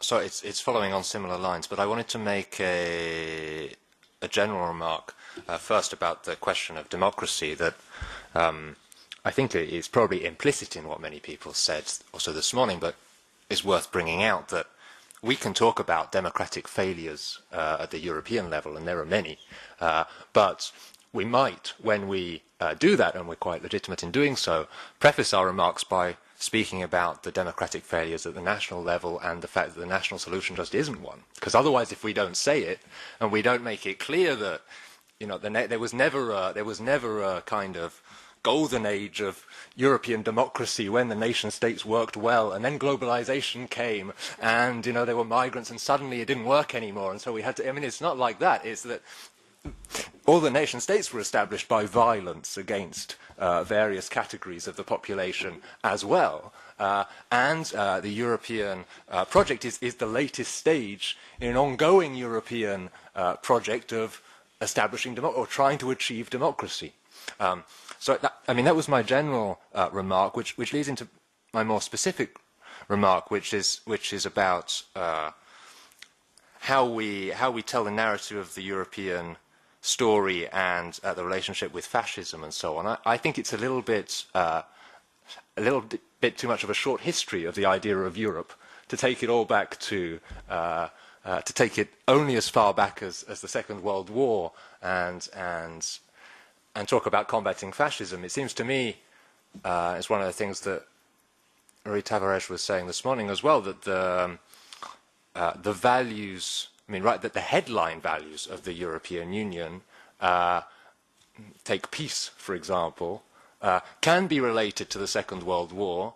We can say, that Europe grew out of the ashes of the destruction, but it can be related much further back as well. I mean, as far back as Kant and way beyond that, people were talking about dreaming of an idea of Europe to establish peace in the continent, and perhaps our failure is to articulate those values in a way that resonates on the ground. I mean, we hear endlessly from some European politicians that the narrative of the Second World War doesn't work anymore with the young generation and so on because they don't have the direct experience of it. Fine, but you can talk to the young generation in Syntagma Square or in the streets in Spain about the value of peace and say, this is not peace. Fighting with the police is not peace. Europe should be a Europe of peace.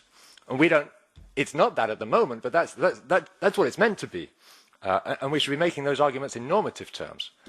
Then it may be, and I'd be interested to hear what you think, that we think that the word Europe cannot be recaptured. It's become too tainted to still stand for those values. Then, that would be an argument for me. But otherwise, we need to have this forward-looking aspect as well.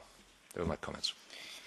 Well, to me, the key word is the Cold War. When this political entity was being constructed, we were in the beginning of the Cold War.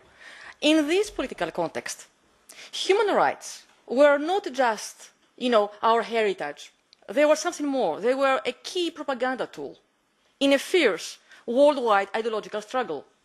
If we wanted, we as Western part of the world, if we wanted to convince the others, we had to be convincing. So we had to admit human rights to be developed domestically. We Semitically speaking, we had no choice. So we did it in a very successful way, domestically and at the common market, the community level. The problem, if I may say so, starts at '89, when the international context is changing. And first, we have to move on to Maastricht Treaty, that's fine. But then, do we really need human rights that keep on, eating more and more the place that was reserved to the executive? the executive could admit that part of its authority could be somehow given to the people. But from 89 onwards, what for? What was at stake?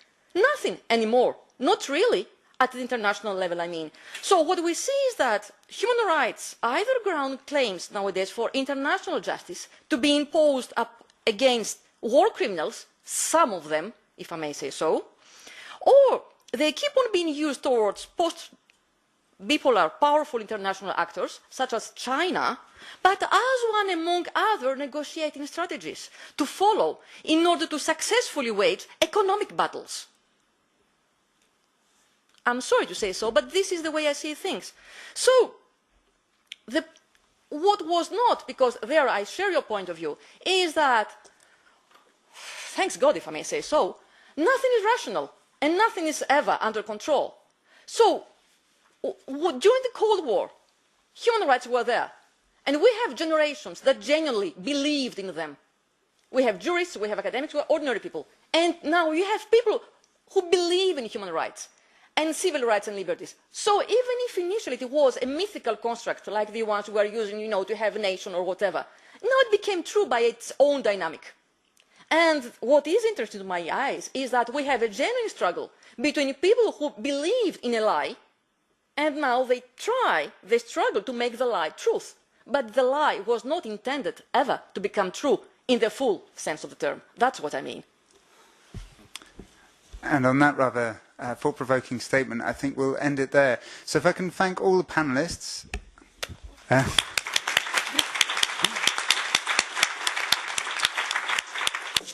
Excellent. Thank you all for coming back and for bearing with us. We're now entering the final phase of the day.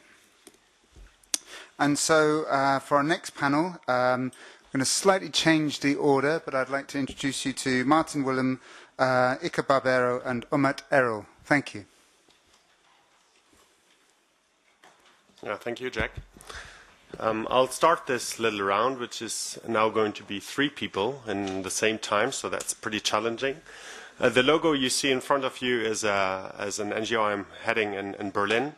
It's a kind of guerrilla NGO that works on citizenship, participation, and migration. It's not a think tank, so we don't do research, but we heavily depend on empirical research and research outcomes as they somehow justify our campaign, street activities, and guerrilla activities. So it's always good to be in such a panel, but I also would like to actually use your knowledge. There's so much collective knowledge on this side, and it's really hard to tackle that knowledge. So in the next session or next event, perhaps think of how we can actually work together, all of us. I'm going to talk a little bit about 3 small topics, but which might have a big impact, is mainly participation, political participation rights for migrants or non-citizens. And when you look, as we're now also part in the EP building, third country nationals so far don't have voting rights to the European Parliament, even though they're legally represented by the Parliament. I mean, every nation state has seats according to his population and not according to the voting population. So that means 99 seats of German MEPs, 10 of them belong to third country nationals, because we have 15% of third country nationals population. And 10 of them represent those non-citizens, but then non-citizens can't vote for them. So that is a precarious situation. The only case where non-Europeans can vote for the European Parliament is in Gibraltar, where Commonwealth citizens have voting rights for the European Parliament. This is also going to be changed now with the Lisbon Treaty. Before Lisbon Treaty, every nation state could define themselves who should be the electorate of, or the constituency for the European Parliament election. With the Lisbon Treaty, it now stipulates only EU citizens, so it's just a matter of time when Spain is going to go in front of the ECJ, as they did already, to blame Gibraltar for giving voting rights to the EP for third country nationals. Another one is the European Citizen Initiative. Why the hell is ECI only given to the right to initiate something to the European Commission, only given to European citizens? I mean, now the ECIs that are running right now, which are on water right, on mobility and other cases, really touch also the lives of migrants. So it's hard to understand why third country nationals are left out of the European Citizens Initiative, especially because it has so low policy impact, because we as an NGO or a civil society as a whole is quite concerned of how the European Commission will actually be responsive to those initiatives. And there's also on local level and national level, migrants are also left out when it comes to referenda. In Berlin, we just had a referendum what is going to happen with our old airport, Tempelhof, and 56% of the inhabitants living around there are non-nationals, don't hold German nationality, and they were not able to participate in the referenda. What is going to happen in their neighborhood? That's completely ridiculous. I think that could be something that European citizenship could also take up. One notion that really struck me this morning was when Engen said that we had inclusive concepts of citizenship already in medieval Europe at citizen level or at city level. I think the notion of urban citizenship could also be a very strong notion for European citizenship. Then enactments of European citizenship are happening mostly in urban spaces or at city level. So could we perhaps look at urban citizenship? If I remember right, Catalonia grants to migrants a certain citizenship status independent from the Spanish citizenship and allows them to take on certain work and also some participation rights. So perhaps we can also look in today's Europe and look at urban citizenship concepts, and if we can take some of those examples as a blueprint for European citizenship. When you look at, back to the topic political participation of migrants, if you look at those countries, 16 European countries currently allow third country nationals voting rights for local or regional elections. If you look at the impact, there has been no extremist parties being generated, or there have been no increasingly like outside party movements. Whenever voting rights were given to migrants, the established parties quickly opened up and addressed also migrant issues and integration issues. And you see that those countries who grant, the MIPEX showed that very nicely, those countries who grant voting rights for third country nationals or non-citizens, the performance of integrating those people has been much, much higher than those who haven't granted those rights because on the political agenda, immigration topics were not as on the top of the stand as in those countries who grant those rights. What we did in Berlin, we can go now to the slide, is we do a lot of campaigns and activities that push for alternative ways of participation, and we had just last year local elections for the mayor of Berlin, and every fifth citizen in the city of Berlin didn't have the right to vote. Then again, only 50% of the electorate went to voting, and then only 25% voted for the biggest party. That means now we have a mayor in power who was not elected by 90% of the population. That's statistics that makes somehow what is going wrong with democracy. So just 1 week before the election, we set up with 80 migrant organizations 100 voting offices, voting polls that were open for 1 week, and invited the 500,000 non-citizens in Berlin to vote. And media got crazy about this topic, and you could see political parties changing their billboards and changing the topics and putting up voting rights for migrants, the Green Party, the Socialist Party, and everybody was jumping on this train. And immediately this topic became really a topic of public debate. After the election, the Green Party brought this topic in, and all the other parties that used the momentum prior to the political elections saying we are for migrant rights turned it down immediately again.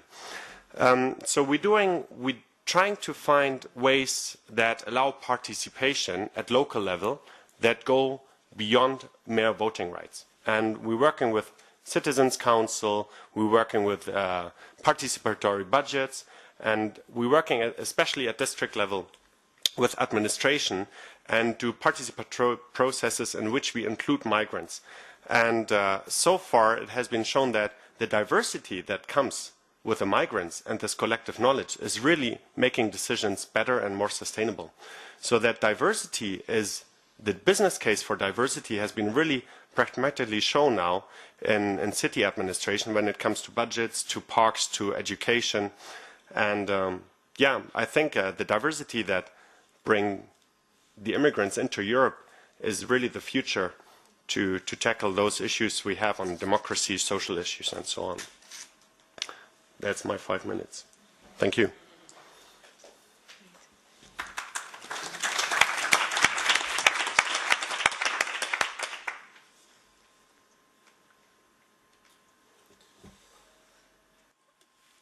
Good afternoon.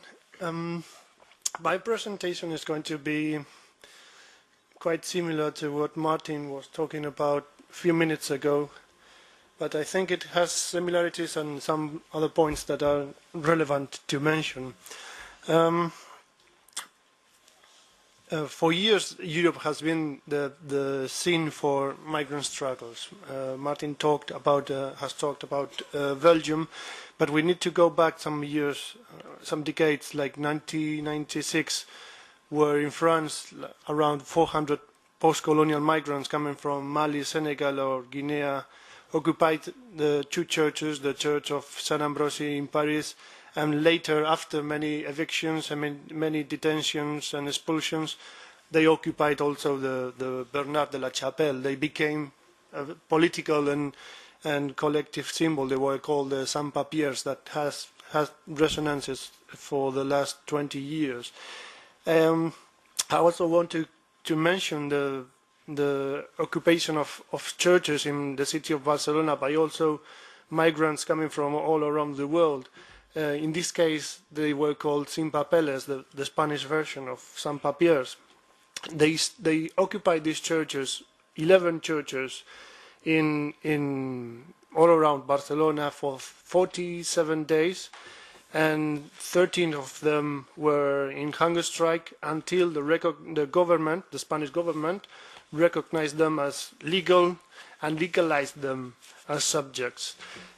It's important because the place we are in Brussels, we've been this morning in the European Parliament. Well, these protests had a resonance, had an echo in these institutions, because on the 21st of February of 2001, a big number of MPs from different parliamentary groups signed a support letter asking for regularization all around Europe, the stop of border control measures, but also about the letter asks for citizenship based on residence. That was what Rossi was saying this morning.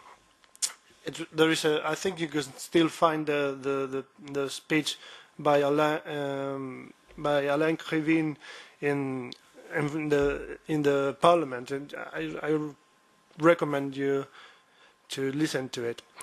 And recently, in 2011, in Greece, also migrants occupied the old School of Law and other buildings in Athens and Thessaloniki. Who were these migrants? These migrants were migrants that had been exploited in agricultural and tourism economies, and at that moment, in this moment, they are still considered as a threat. They are blamed for the crisis of unemployment, lack of welfare, criminality, and other plagues that attack Greece. However, some months later, the government again had to negotiate and accept some of the demands.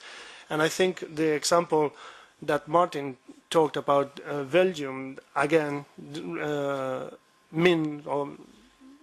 brings to the front that the idea that struggle leads to negotiation most of the time. So I must say that each time that the struggle or resistance constitutes a subject, the sans-papiers, with the capacity to influence normative and politically, and we need to ask the following question: what kind of citizenship are we talking about? What kind of citizenship do these sans-papiers that struggle around Europe enact? Well, they create a new subject. They transform themselves from illegalized subjects to political and legal subjects. They do not only enact those rights that they don't have, but they grasp, they get those rights that they are not recognized, that do not exist yet. So I would say that they create the climate for a new way of claiming for justice against what we said about the contemporary regime of control of migrations. At the beginning, our host was saying that crisis brings changes, but also I need to remember that also conflict and struggles brings changes, political and social, but also legal changes. And one, apart from the struggles of sans-papiers, there are also tools, some of them mentioned by Sergio, that are legal tools. And I must bring into this floor last week we heard in the news that the European Court of Justice in Luxembourg has ruled against what they call abusive clauses that banks include in mortgages, and this ruling stopped an eviction of a migrant family that had been established in 4 years, and this family resisted to abandon their home. And through the demand against this bank, they got to the European Court of the eviction was stopped. So rather than calling them active migrants, following what Engin Aysan has said this morning and the first intervention of this afternoon, the sans-papiers, the migrants, also need to be called activists and European activist citizens. So, thank you.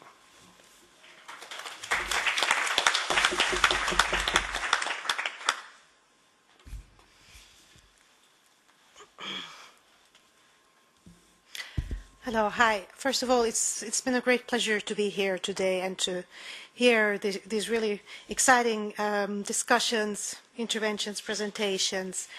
Today I'm going to give you a very brief flavor about my research that looks at it looks at how we can reframe and rethink migrant mothers as citizens. Usually migrant women, migrant mothers are thought of just as recipients of social citizenship rights, and we very rarely think of them as being able to contribute, transform, challenge, and enact new notions of citizenship. There's a paradox at the heart of mother citizenship in general. So motherhood is a central mode of how women have historically come to be seen as active citizens, as caring for and bringing up a new generation of citizens, transmitting to them the culture and values of the country. These have all been seen as central duties, really, of women's citizenship. At the same time, much of Western thought has also conceptualized mothering as a natural activity that's located in the private sphere. Participation in political deliberation in the public sphere, in contrast, was seen to constitute what is normatively political and the normatively political arena of citizenship. And this has implicitly or explicitly been gendered masculine. Now, feminist scholars have pointed out that women's activities of bearing and rearing children contribute to political citizenship by producing citizens for the state, and to social citizenship by subsidizing the welfare state through unpaid reproductive and care work in the home. However, both those activities remain unacknowledged and set apart from political citizenship. But motherhood is not only central to reproducing the state. Mothering contributes to producing ethnicity as a core element underpinning the nation. Now, my research that looks at migrant mothers as citizens throws into relief some of the contradictions of being and becoming citizens in the multi-ethnic societies of contemporary nation states. Migrant mothering challenges the discursive construction of a long history of the nation state as based on intergenerational ethnic continuity. Migrant mothering questions the idea that bearing and rearing children naturally transmits ethnically specific, homogeneous culture to children. Indeed, much of integration policy in Europe hinges on the idea that migrant mothers need to be more integrated in order to help their children achieve cultural and linguistic competences, which will then, it is argued, in turn foster the new generation's socio-economic integration. In this discourse, migrant mothers are seen as a problem. Women who, by virtue of either coming from elsewhere or having multiple cultural reference points, are outsiders of citizenship. Now, what happens if we turn this logic on its head? Rather than asking how we need to change migrant mothers in order to help them become good citizens, my research starts by recognizing that they are already contributing culturally, socially, and economically to the European societies that they live in. And what happens if we recognize these migrant mothers as citizens? How are we then challenged to rethink our existing ideas of citizenship? Firstly, we begin to value the ways in which plural ethnic identities can relate to social and political participation.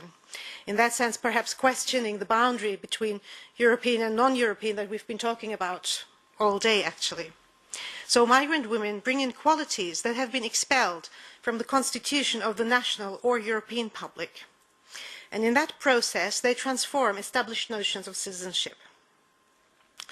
In that sense, my empirical research with migrant mothers from diverse European but also non-European countries in London has highlighted that women see values of caring, respect, education, contributing through paid and unpaid work, as well as paying taxes and educating children to become skilled future workers as their own contribution to citizenship, as you can see in this quote here from Alexandra. They often see these values as independent of specific national identities, claiming that they are both British and from their country of origin, or indeed that these are humanitarian values that transcend the specificity of national or ethnic belonging. Such discourses of citizenship often pick up elements of wider public debates on citizenship, which demand that parents produce their children as moral subjects in order to qualify as good citizens, both the parents, that is, and the children. However, migrant mothers' citizenship practices do not simply confirm existing ideals and values of citizenship. They can also question and challenge the legitimacy of national belonging and what we think of as cultural integration as a criterion for belonging and citizenship. For example, some mothers emphasize that multiple ethnic and cultural belonging is a value in itself, which is more suited to 21st century realities of mobile lives for themselves and their children. Indeed, they suggest that economic success requires this ability to understand and relate to cultural differences, in particular beyond Europe. In this way, they frame their own participation and belonging and the integration of their children as relating to the global level rather than any particular nation state or even the European level as such. Others, like Rojda here, challenge the idea that it is just for the nation state to exclude migrants, pointing out that the political and economic interconnectedness of places migrants come from and European states of residence engenders a responsibility towards these migrants. So, by exploring migrant mothers not simply as outsiders to citizenship, but really as constitutive of the gendered and ethnicized boundaries of citizenship, we can see new formations of citizenship emerging. Migrant women's mothering challenges the boundaries of ethnic and national groups and their constitution, the constitution of these boundaries, that is, as bases for citizenly belonging and rights claiming. Considering migrant mothers as making new citizens, and by that I mean making themselves into citizens as well as making their children, shows the intergenerational changes rather than continuities in constituting rights-bearing and cultured citizens. And what is at stake here in exploring migrant mothers as citizens is a reconstitution, really, of the relationship between population, culture, past and present, territory, national and transnational belonging, with conceptions of belonging, duties and rights as they are struggled over in practices and conceptions of citizenship. Thank you.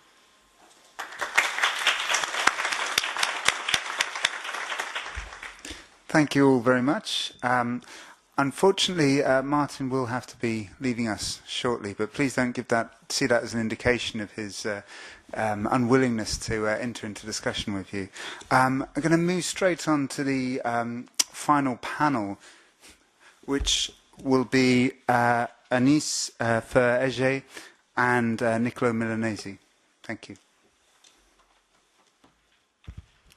Thank you very much, and thank you to all the speakers of this afternoon. Unfortunately, I was unable to attend this morning, but I got the chance of hearing all your interventions, and it was a very interesting discussion. I'm very happy to be here for two reasons. One, as you can see from the program, I work for the Red Cross EU office, so representing national societies of the Red Cross across EU member states and the International Federation of the Red Cross. The situation of migrants and minorities, and more particularly of the Roma, as I will present today, is a topic which is very dear to us at the Red Cross. Across the EU and beyond, a lot of national societies of the Red Cross work for and with Roma. We deliver a wide range of services from humanitarian assistance, which is our mandate, of course, but also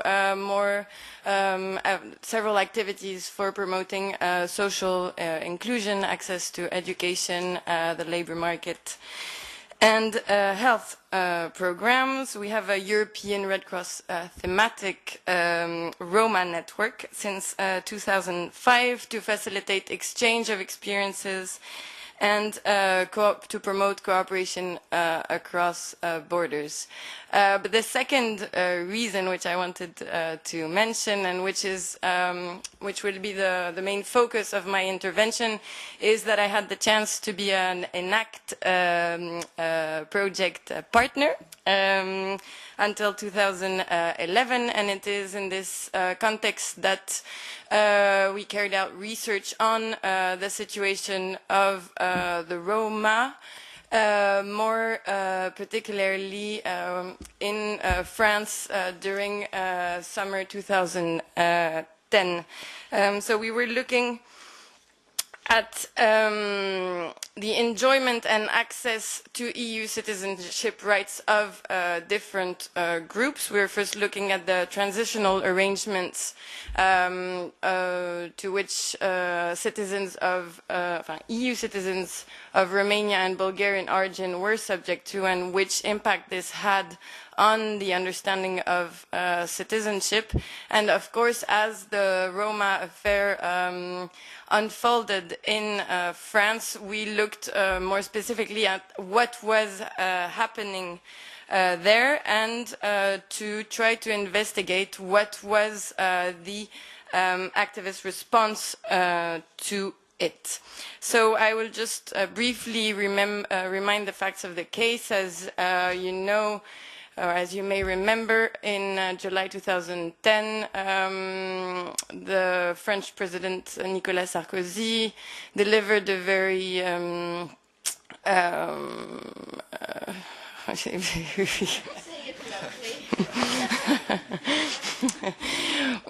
a speech in which he called for the expulsion, for the dismantling of Roma settlements and the immediate expulsion of all their inhabitants. As it was, and as many reported in the media, but also NGOs, most of these Roma targeted by these measures were of Romanian and Bulgarian origin, so they enjoyed the status of EU citizen, which implied freedom of movement, security of residence, and the right not to be discriminated against. So as these measures, as it were a direct challenge to the very concept of European citizenship. This was not, unfortunately, an isolated case, and it had already been, it had already occurred in different member states that the Roma had been a target of such discriminatory measures or statements. However, this affair seemed to us to be quite distinctive because of the wide attention which it attracted. It was very, very publicized, not only in France, but also in other member states and here in Brussels. So that's why we looked at this Roma affair to try to see and to draw lessons out of it and see what exactly had unfolded there and what had made it so specific. And it seemed to us that the role of civil society had been instrumental in making this case visible and known. As you know, the situation of Roma in Europe is characterized generally by high vulnerability, that they are subject to multiple discrimination, and not least that they have a very weak access to justice. So this has been documented by several reports. And so we saw that in this context, when and at a time where their rights, were rights which are enshrined in several directives and treaties, were being challenged, NGOs played an active role in contributing to access to rights of this group. So they did this by a number of actions, including the organization of an EU-wide demonstration, thanks with the support of the European Network Against Racism.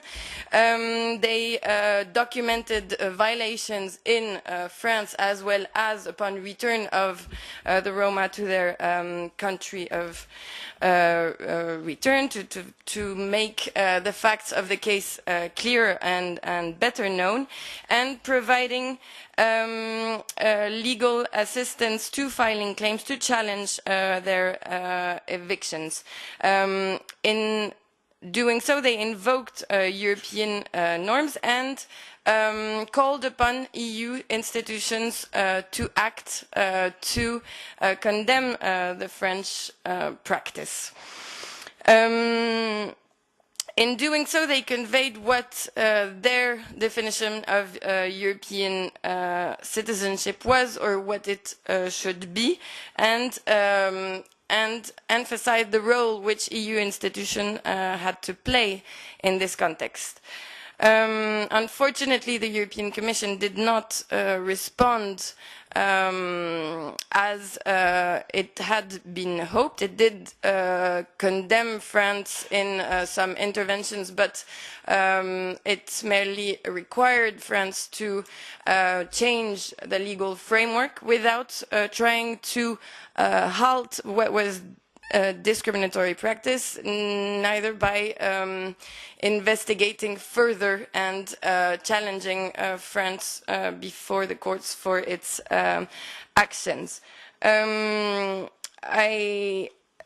We see that in this specific affair, NGOs contributed to overcoming the democratic deficit by bridging the individual concerns with EU institutions, engaging with these and alerting the public opinion. So we see that the role of NGOs in promoting access to right by practicing a form of activist citizenship appeared crucial in this context, and that they effectively acted as intermediaries between vulnerable groups and authorities on the national and European scale.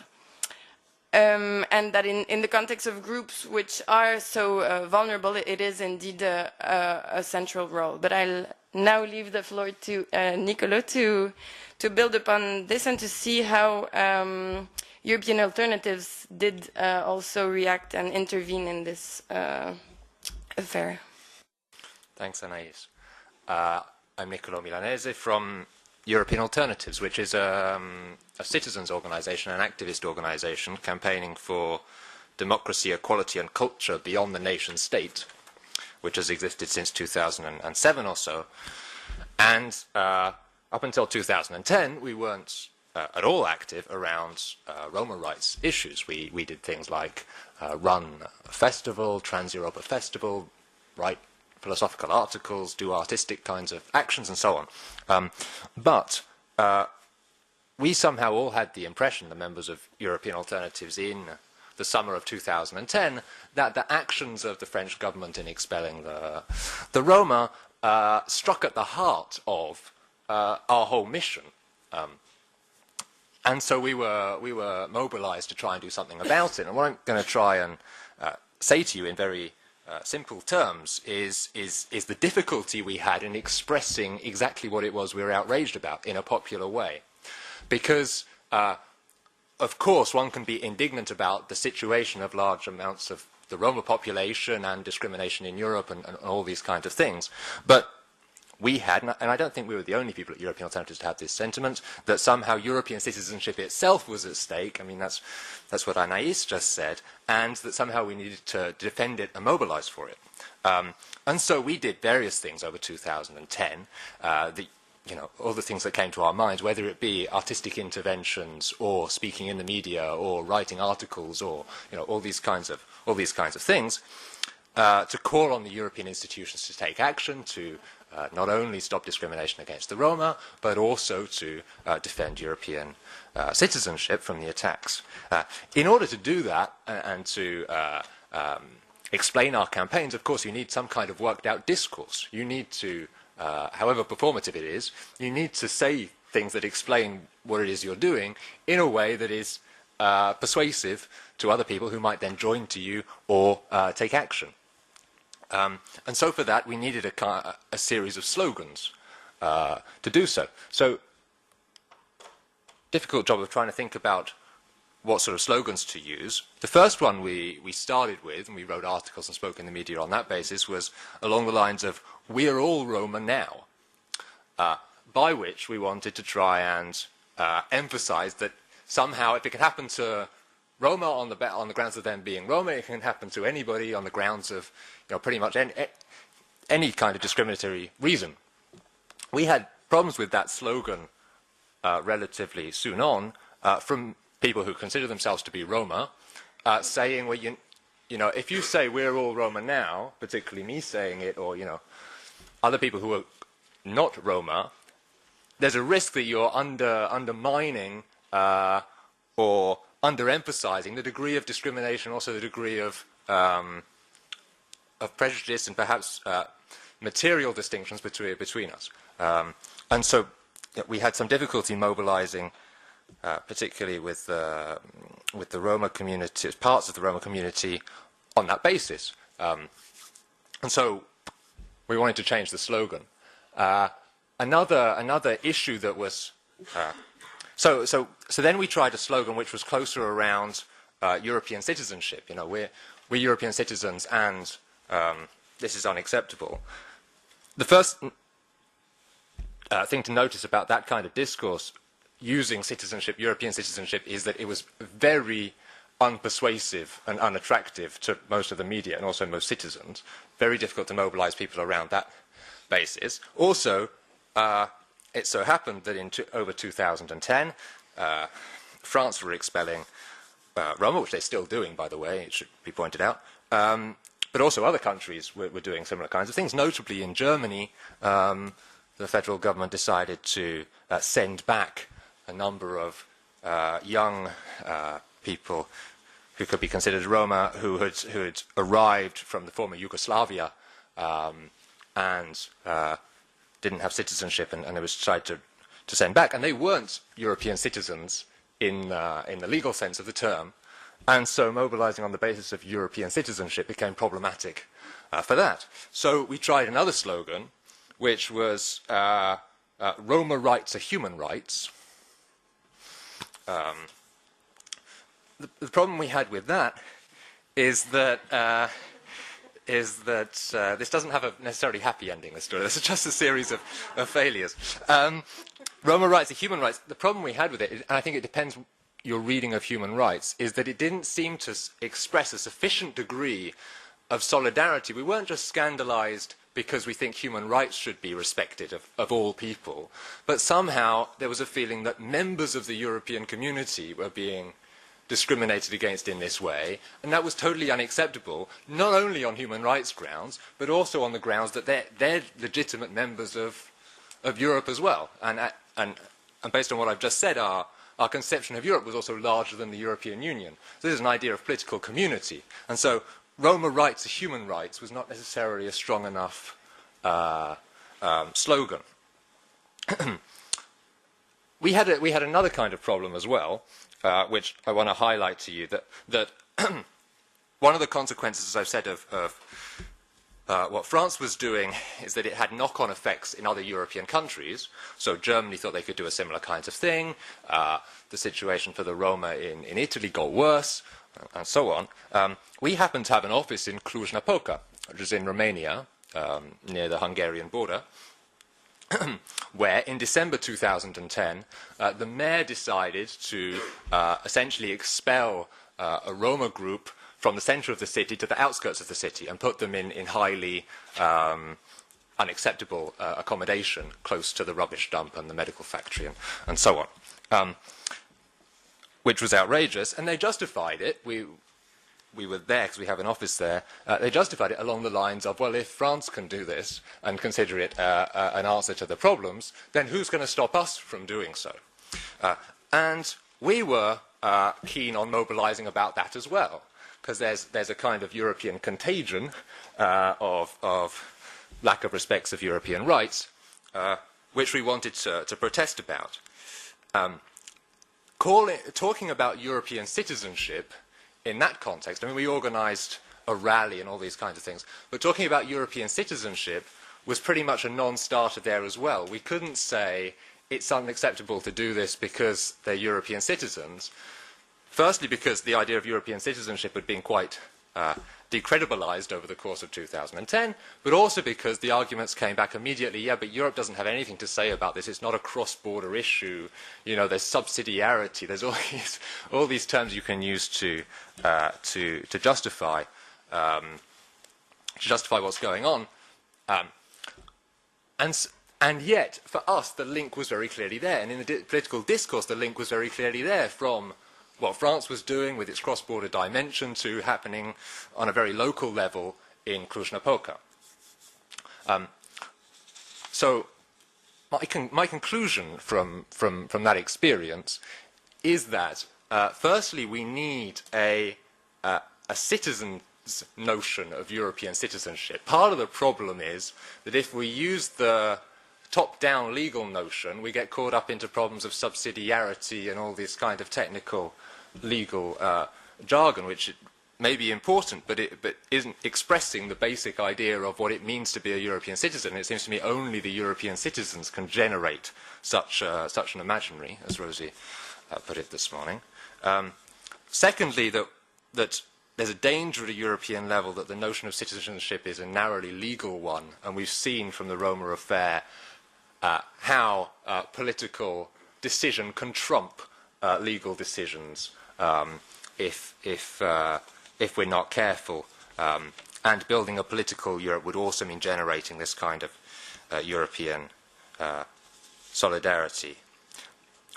If I have time, the one strategy that we didn't use, which many other of the NGOs did use, which is perhaps an obvious one, depending on how you think about it, is to call on minority rights. We could say the Roma are a persecuted minority in Europe, and so there should be a protection for Roma against the majority, which is, I mean, also the Council of Europe sometimes adopts this way of protecting minority rights, along with some nation states. We didn't want to do that because, for us, that way of campaigning would go as much against our understanding of democracy, equality, and culture beyond the nation state to call on Roma rights and to thereby reify the ethnicity, to take the ethnicity as the crucial aspect, which some parts of the Roma community want to do. In fact, calling them the Roma community is contributing to this way of talking in ethnic terms. And there's a debate going on amongst people who call themselves Roma about Roma nationalism, Roma cosmopolitanism, etc. And our choice would be very clearly to refuse a discourse of Roma nationalism or ethnic minority protection. But it seems to me that it's a much more successful campaigning strategy to do marches for Roma Pride, for example. There's one that happens every year, which I broadly support. I know the people who organise it, but it is taking this ethnic term and using it. So this seems to me a serious challenge to building an alternative notion of European citizenship, is the residual strength of ethnic terms and also campaigning on a minorities' rights basis in much the same way that we've campaigned for civil rights in other contexts. Thank you.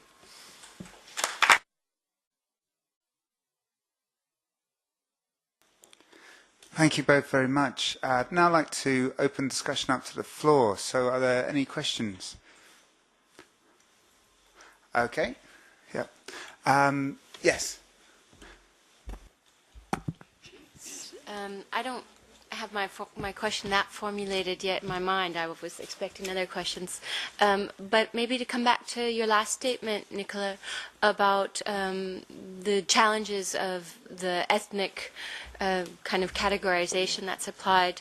Do you think that would be less problematic if Europe had a kind of more open nation-state building process where people could take pride in their ethnic associations, their ethnic identity, as may be the case in the US or Canada? Do you think that's related to the historical past and the nation-state building process that prevents that sort of openness, or is that something more complex than something? I mean, I know it's complex, but what are your thoughts? Take a few more questions, if I may. So, would anyone else? Yes. My name is Chloe, by the way. I'm a PhD researcher, so just beginning. So sorry if it's a stupid question. But my question is for Anaïs, because you are talking about the role of civil society, and I'm always wondering in what way or on what level the civil society is operating, and where the strength lies exactly. So if it is also, to be more specific, if it is also on the local level that the civil society is very active, and also to link it back to the discussion about active versus activist.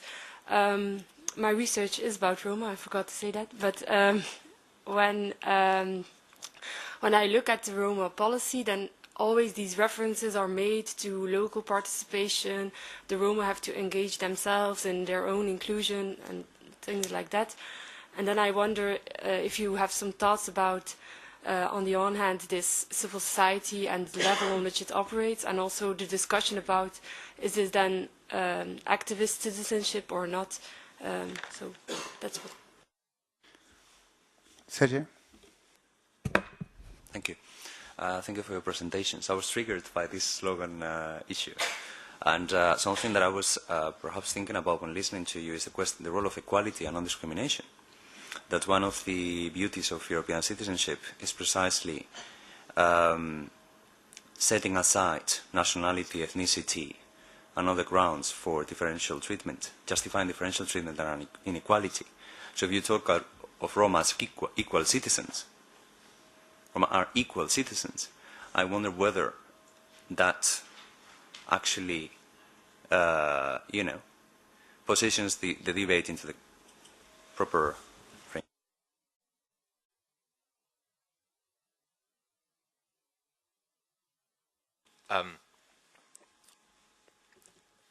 Ethnicity. I'm one of the people who, when you get the form when you apply for a job or whatever, and you have to fill out your ethnic group, I've got absolutely no idea really what to respond. It's the same question as for me as nationality. Nicola Milanese, born in London, lives in Paris, and maybe it's just my own case, but it seems to me that the European history makes it very difficult for us to be clear about, to make distinctions between our nationhood, our ethnic group, and so unlike the US, which has, at least if you discount the question of the Native Americans, has a kind of blank slate in which people can bring their ethnicity and it's not necessarily very problematic anymore. In Europe, all the problems remain. The moment if you try to reinforce Hungarian sentiment or the pride in being Hungarian in Cluj-Napoca, it causes some political problems as well, which are very much linked to the history of Romania and Hungary. And so I'm not sure that it's... I think we're too confused, and we're rightly too confused about ethnicity in Europe for it to be operational for us, apart from some as it were, outlying groups which unfortunately have faced persecution throughout the whole history of Europe, like the Roma, where it's quite clear. But I mean, even then, if you discuss with different people who classify themselves as Roma, there's very complicated discussions amongst themselves about the ethnicity and their different groupings and so on and so forth. Of course, like any community. So I'm not sure it's a very operative way of going forward, but I might be wrong about that. Equality... I think the problem is more profound, actually, and that we need to have a serious debate about what European democracy means and what kind of model we want for European democracy, whether it's based on individuals, whether it's based on groups, whether it's more like the French model, whether it's more like the British model. And all of this debate, which there's a very rich philosophical tradition of, but is largely absent from the European discussions, I think is at the core of whether I'm not giving a very good answer, but I think we need to redefine what equality means for a European Union, which takes as its slogan unity in diversity. I mean, that you can either take that as a highly conservative definition of equality by emphasizing the diversity, or perhaps but you can either take it as a highly conservative definition whereby we should conserve our national differences, we should conserve our ethnic differences, we should conserve all our differences, or you could perhaps take it in a radical reading of unity in diversity as opening up a space for experimentation. And I think we need to enter into that discussion to really unpack what equality would mean. Anais? Yes, thank you for the question. I think that this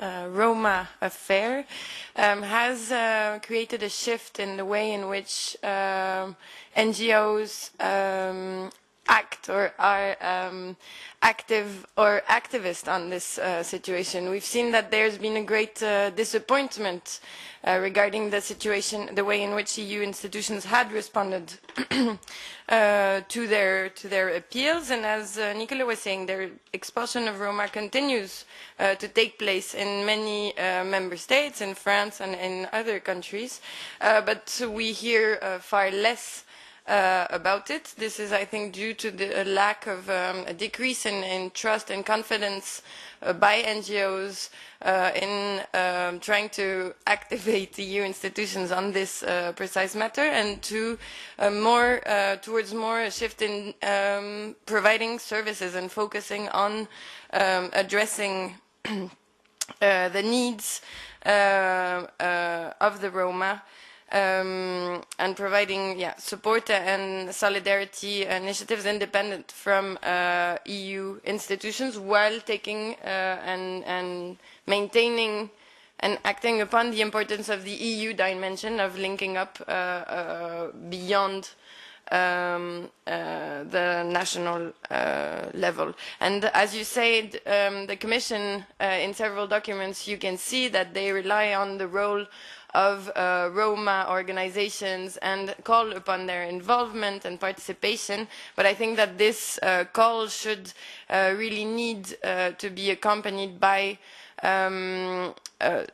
through support and dialogue with NGO and civil society organization and support. I think that, for instance, the revision of the financial framework it constitutes such a mark where the EU institutions should really emphasize that if they want to be coherent with this call, they should ensure that funding opportunities are available for grassroots organizations. Thank you. Final round of questions. Does anyone have a question? Anyone in our panel, perhaps? Engin, yes.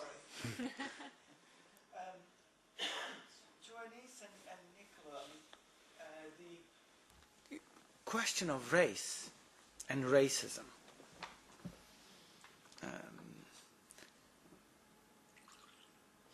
There was some discussion about, you know, the racism rearing its ugly head in Europe and framing the Roma question, because every which way you enter into it, whether it's equality angle, ethnicity angle, European citizens angle, it just fails the test, as it were, in registering it as a problem.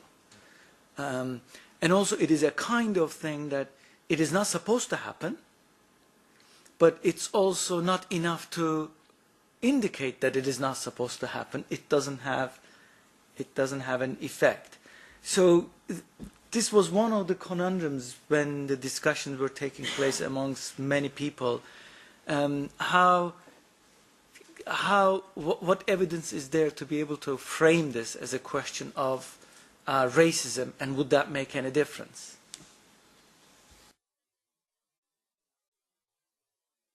I'll start so that Nicolo can complement in case I don't respond adequately. I just wanted to say that I think that one of this of the main consequences and of has been really to reinforce stigmatization and racism towards the Roma and to make it really acceptable.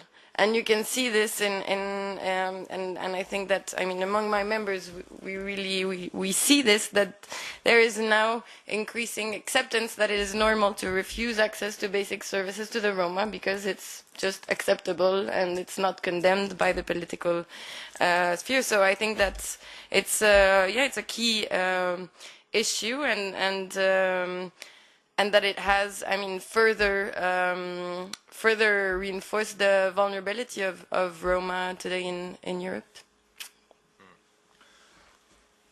Yeah, what you said, Anais, reminded me of the examples of this kind of spillover effect. Not only does it seem to me have increased the stigmatization of Roma, but it's also, by association, increased stigmatization of Romanians and Bulgarians. I mean, I have plenty of Romanian friends in Paris who, particularly in 2010, 2011, had all kinds of problems doing relatively menial things, you know, going to buy bread, facing discrimination on an everyday basis, just by association. I even had a group of students at quite a prestigious university in Paris who didn't know the difference between Roma and Romanians. I mean, and they were nearly terminal, you know, undergraduates. So I mean, and I mean, then you feel like you're doing some worthwhile work. You go in and explain the difference between Roma and Romanians. Okay, we're making some progress, so that's my example of how I think these categories are confused in European minds, and how I think it's probably more dangerous than productive to bring in ethnicity or race. And I think the European dangers are still so present from our history that the danger is that one adopts the discourse of those people who are prejudicial, and we're not strong enough to pull ourselves out of it. I mean, I hope I'm wrong, but that's the risk I see quite strongly around me. Does anyone have a final question? Okay. I think that will fit in perfectly with the timing, so thank you. Oh, sorry.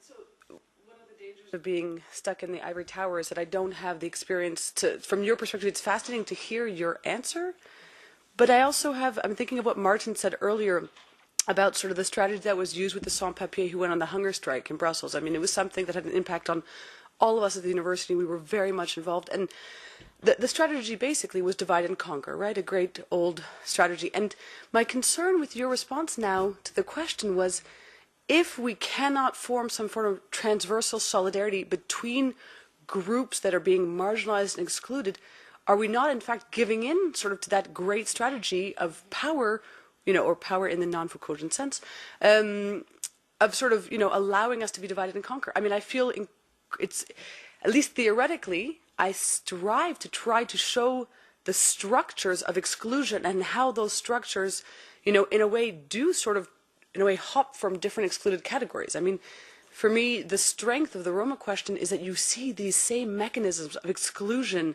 and dehumanization occurring at very different places all over the map, not only of Europe, but the world. And I'm afraid if you're saying, you know, we have to try to keep this problem in its particularity, its specificity, do we not lose the strength of sort of solidarity and, let's say, marginalized solidarity? And the dynamics of persecution. Yeah, and let me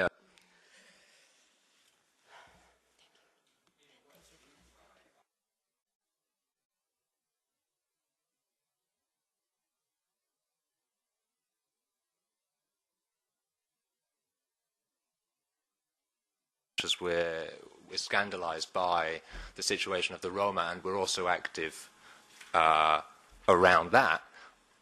The reason we became active in 2010 was to be active for European citizenship. And so, I mean, there may be different strategies which I don't want to be too critical of improving the situation of the Roma. And, you know, Roma pride could be one of them, and making coalitions between all kinds of excluded groups, absolutely. But in doing all of that, are we doing anything to further a substantive sense of European citizenship? And by substantive, I mean not only legal, but also in the imaginary dimension of us being a European community.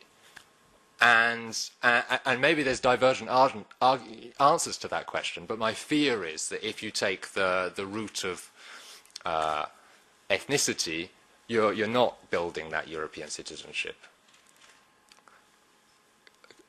Could be wrong, maybe you're building a different one, but I mean, I think it's as well to keep the questions separate, which, I mean, I ran them both together, so it's my fault, but I think... Anis, would you have anything to add to that? Or? Okay, in that case, we've come to the end.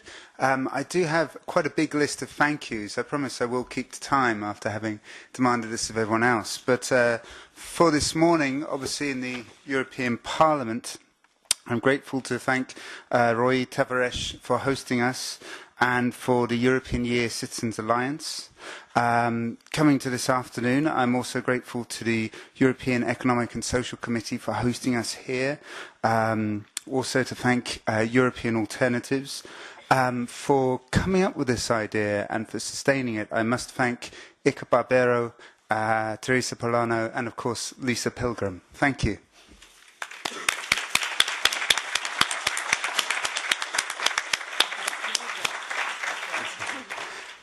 And, of course, to thank you all for coming along. And if you could hand in your feedback forms, that would be amazing. Thank you.